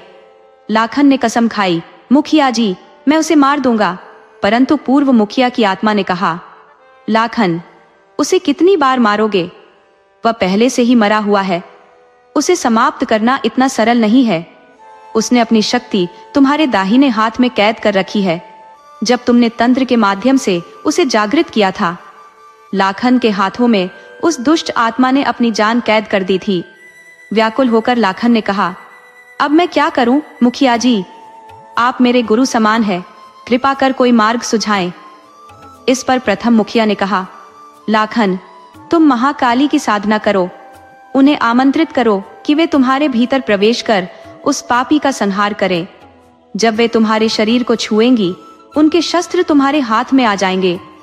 देवी के उस स्पर्श मात्र से उस दुष्ट की देह जलने लगेगी, क्योंकि केवल माँ काली ही इतनी प्रचंड शक्ति रखती है कि वह इस दुष्टात्मा का विनाश कर सके। लाखन ने प्रथम मुखिया के आदेशानुसार कदम उठाए। वह जानता था कि यदि यह बात वर्तमान मुखिया को पता चल गई तो वह उसे मारने में क्षण भर भी नहीं गंवानेगा। अपनी साधना के लिए लाखन ने एक सुरक्षित स्थान ढूंढा। अंततः कबीले से 10 कोस दूर स्थित एक हजारों वर्ष पुराना देवी का मंदिर उसे उपयुक्त लगा। इससे पवित्र स्थान कहीं और नहीं था। लाखन ने साधना शुरू की। समय बीतता गया। 3 महीने हो गए, परंतु माँ काली का प्रकट होना अब भी बाकी था। इसी बीच मुखिया को इसकी भनक लग गई। उसने लाखन को ढूंढ निकालने का प्रयास शुरू कर दिया। जब लाखन गांव के आसपास नहीं मिला तो मुखिया ने अपनी तांत्रिक शक्तियों से समय चक्र रचा, जिसके माध्यम से उसे लाखन की स्थिति दिख गई। वह तुरंत उस ठिकाने की ओर चल पड़ा जहां लाखन तपस्या कर रहा था। कुछ ही समय में वह पापी मुखिया मंदिर के निकट पहुंच गया। जैसे ही उसने मंदिर में प्रवेश की कोशिश की, उसे जोरदार झटका लगा और वह 30-40 फीट दूर जा गिरा। मुखिया को यह भान हो गया कि लाखन मंदिर के अंदर है, तब तक वह उसका कुछ भी नहीं बिगाड़ सकता। क्रोध में भरकर उसने कबीले वालों को मंदिर के समीप ले जाकर उनकी बलि देने का प्रयास किया, ताकि अपनी शैतानी शक्तियों को और प्रबल कर सके। लेकिन जैसे ही उसने हंसिया उठाया, उसका हाथ आगे नहीं बढ़ सका। इसका कारण लाखन की साधना से उत्पन्न ध्वनि और उसकी पवित्रता थी, जिसने उस स्थल को ऐसा अभयारण्य बना दिया कि पापी मुखिया की तमाम कुटिल चालें निष्फल हो रही थी। लाखन की सभी युक्तियां विफल हो रही थी। हारकर उसने अपनी आंखें खोली और साहसिक रूप से अपना हाथ काटकर मां काली के चरणों में अर्पित कर दिया, क्योंकि उसी में उस दुष्ट आत्मा की शक्ति कैद थी। इस कृत्य से वह पापी आत्मा छटपटाने लगी, पर इसका कोई निर्णायक प्रभाव नहीं पड़ा। हाथ काटने से लाखन मूर्छित हो गया और मुखिया ने अपनी ताकतों का प्रयोग कर लाखन के शरीर को बाहर निकालने का प्रयास किया। उसी क्षण एक तीव्र आंधी उठी और उसके गर्भ से स्वयं मां कालरात्रि प्रकट हुई। उनकी भव्य उपस्थिति को देख दुष्ट मुखिया राक्षस का रूप धारण कर उठा। वह क्रूर आत्मा कुटिल स्वर में बोली, तो तुम आ ही गई इसको बचाने, पर यह भी तुम्हारी अंतिम यात्रा होगी। क्या तुम्हें मेरे सामर्थ्य का आभास है? इतना कहते हुए मुखिया ने मां काली की ओर हाथ बढ़ाया, परंतु मां काली ने उसकी यह धृष्टता सहन न की और उसके सिर को धड़ से अलग कर दिया। तत्पश्चात उसके आधे धड़ पर पांव रखकर उसे पूरी तरह से चूर चूर कर दिया। मुखिया का शरीर जलकर भस्म हो गया। गांव के लोग यह दृश्य देखकर स्तब्ध रह गए। उन्होंने मां काली की जयकार से चारों ओर गूंज उठा दी, जिससे देवी शांत हो सके। मां काली ने फिर लाखन की ओर दृष्टिपात किया। उनके मात्र एक दृष्टि से लाखन का कटा हुआ हाथ पुनः जुड़ गया और वह चेतन हो उठा। होश में आते ही लाखन ने मां के चरणों में गिरकर क्षमा याचना की। मां काली ने उसे क्षमा करते हुए अंतर्ध्यान हो गई। उस दिन के बाद से समस्त कबीला मंदिर के पास ही रहने लगा। जो धन प्राप्त हुआ था उसे लाखन ने सब में समान रूप से बांट दिया।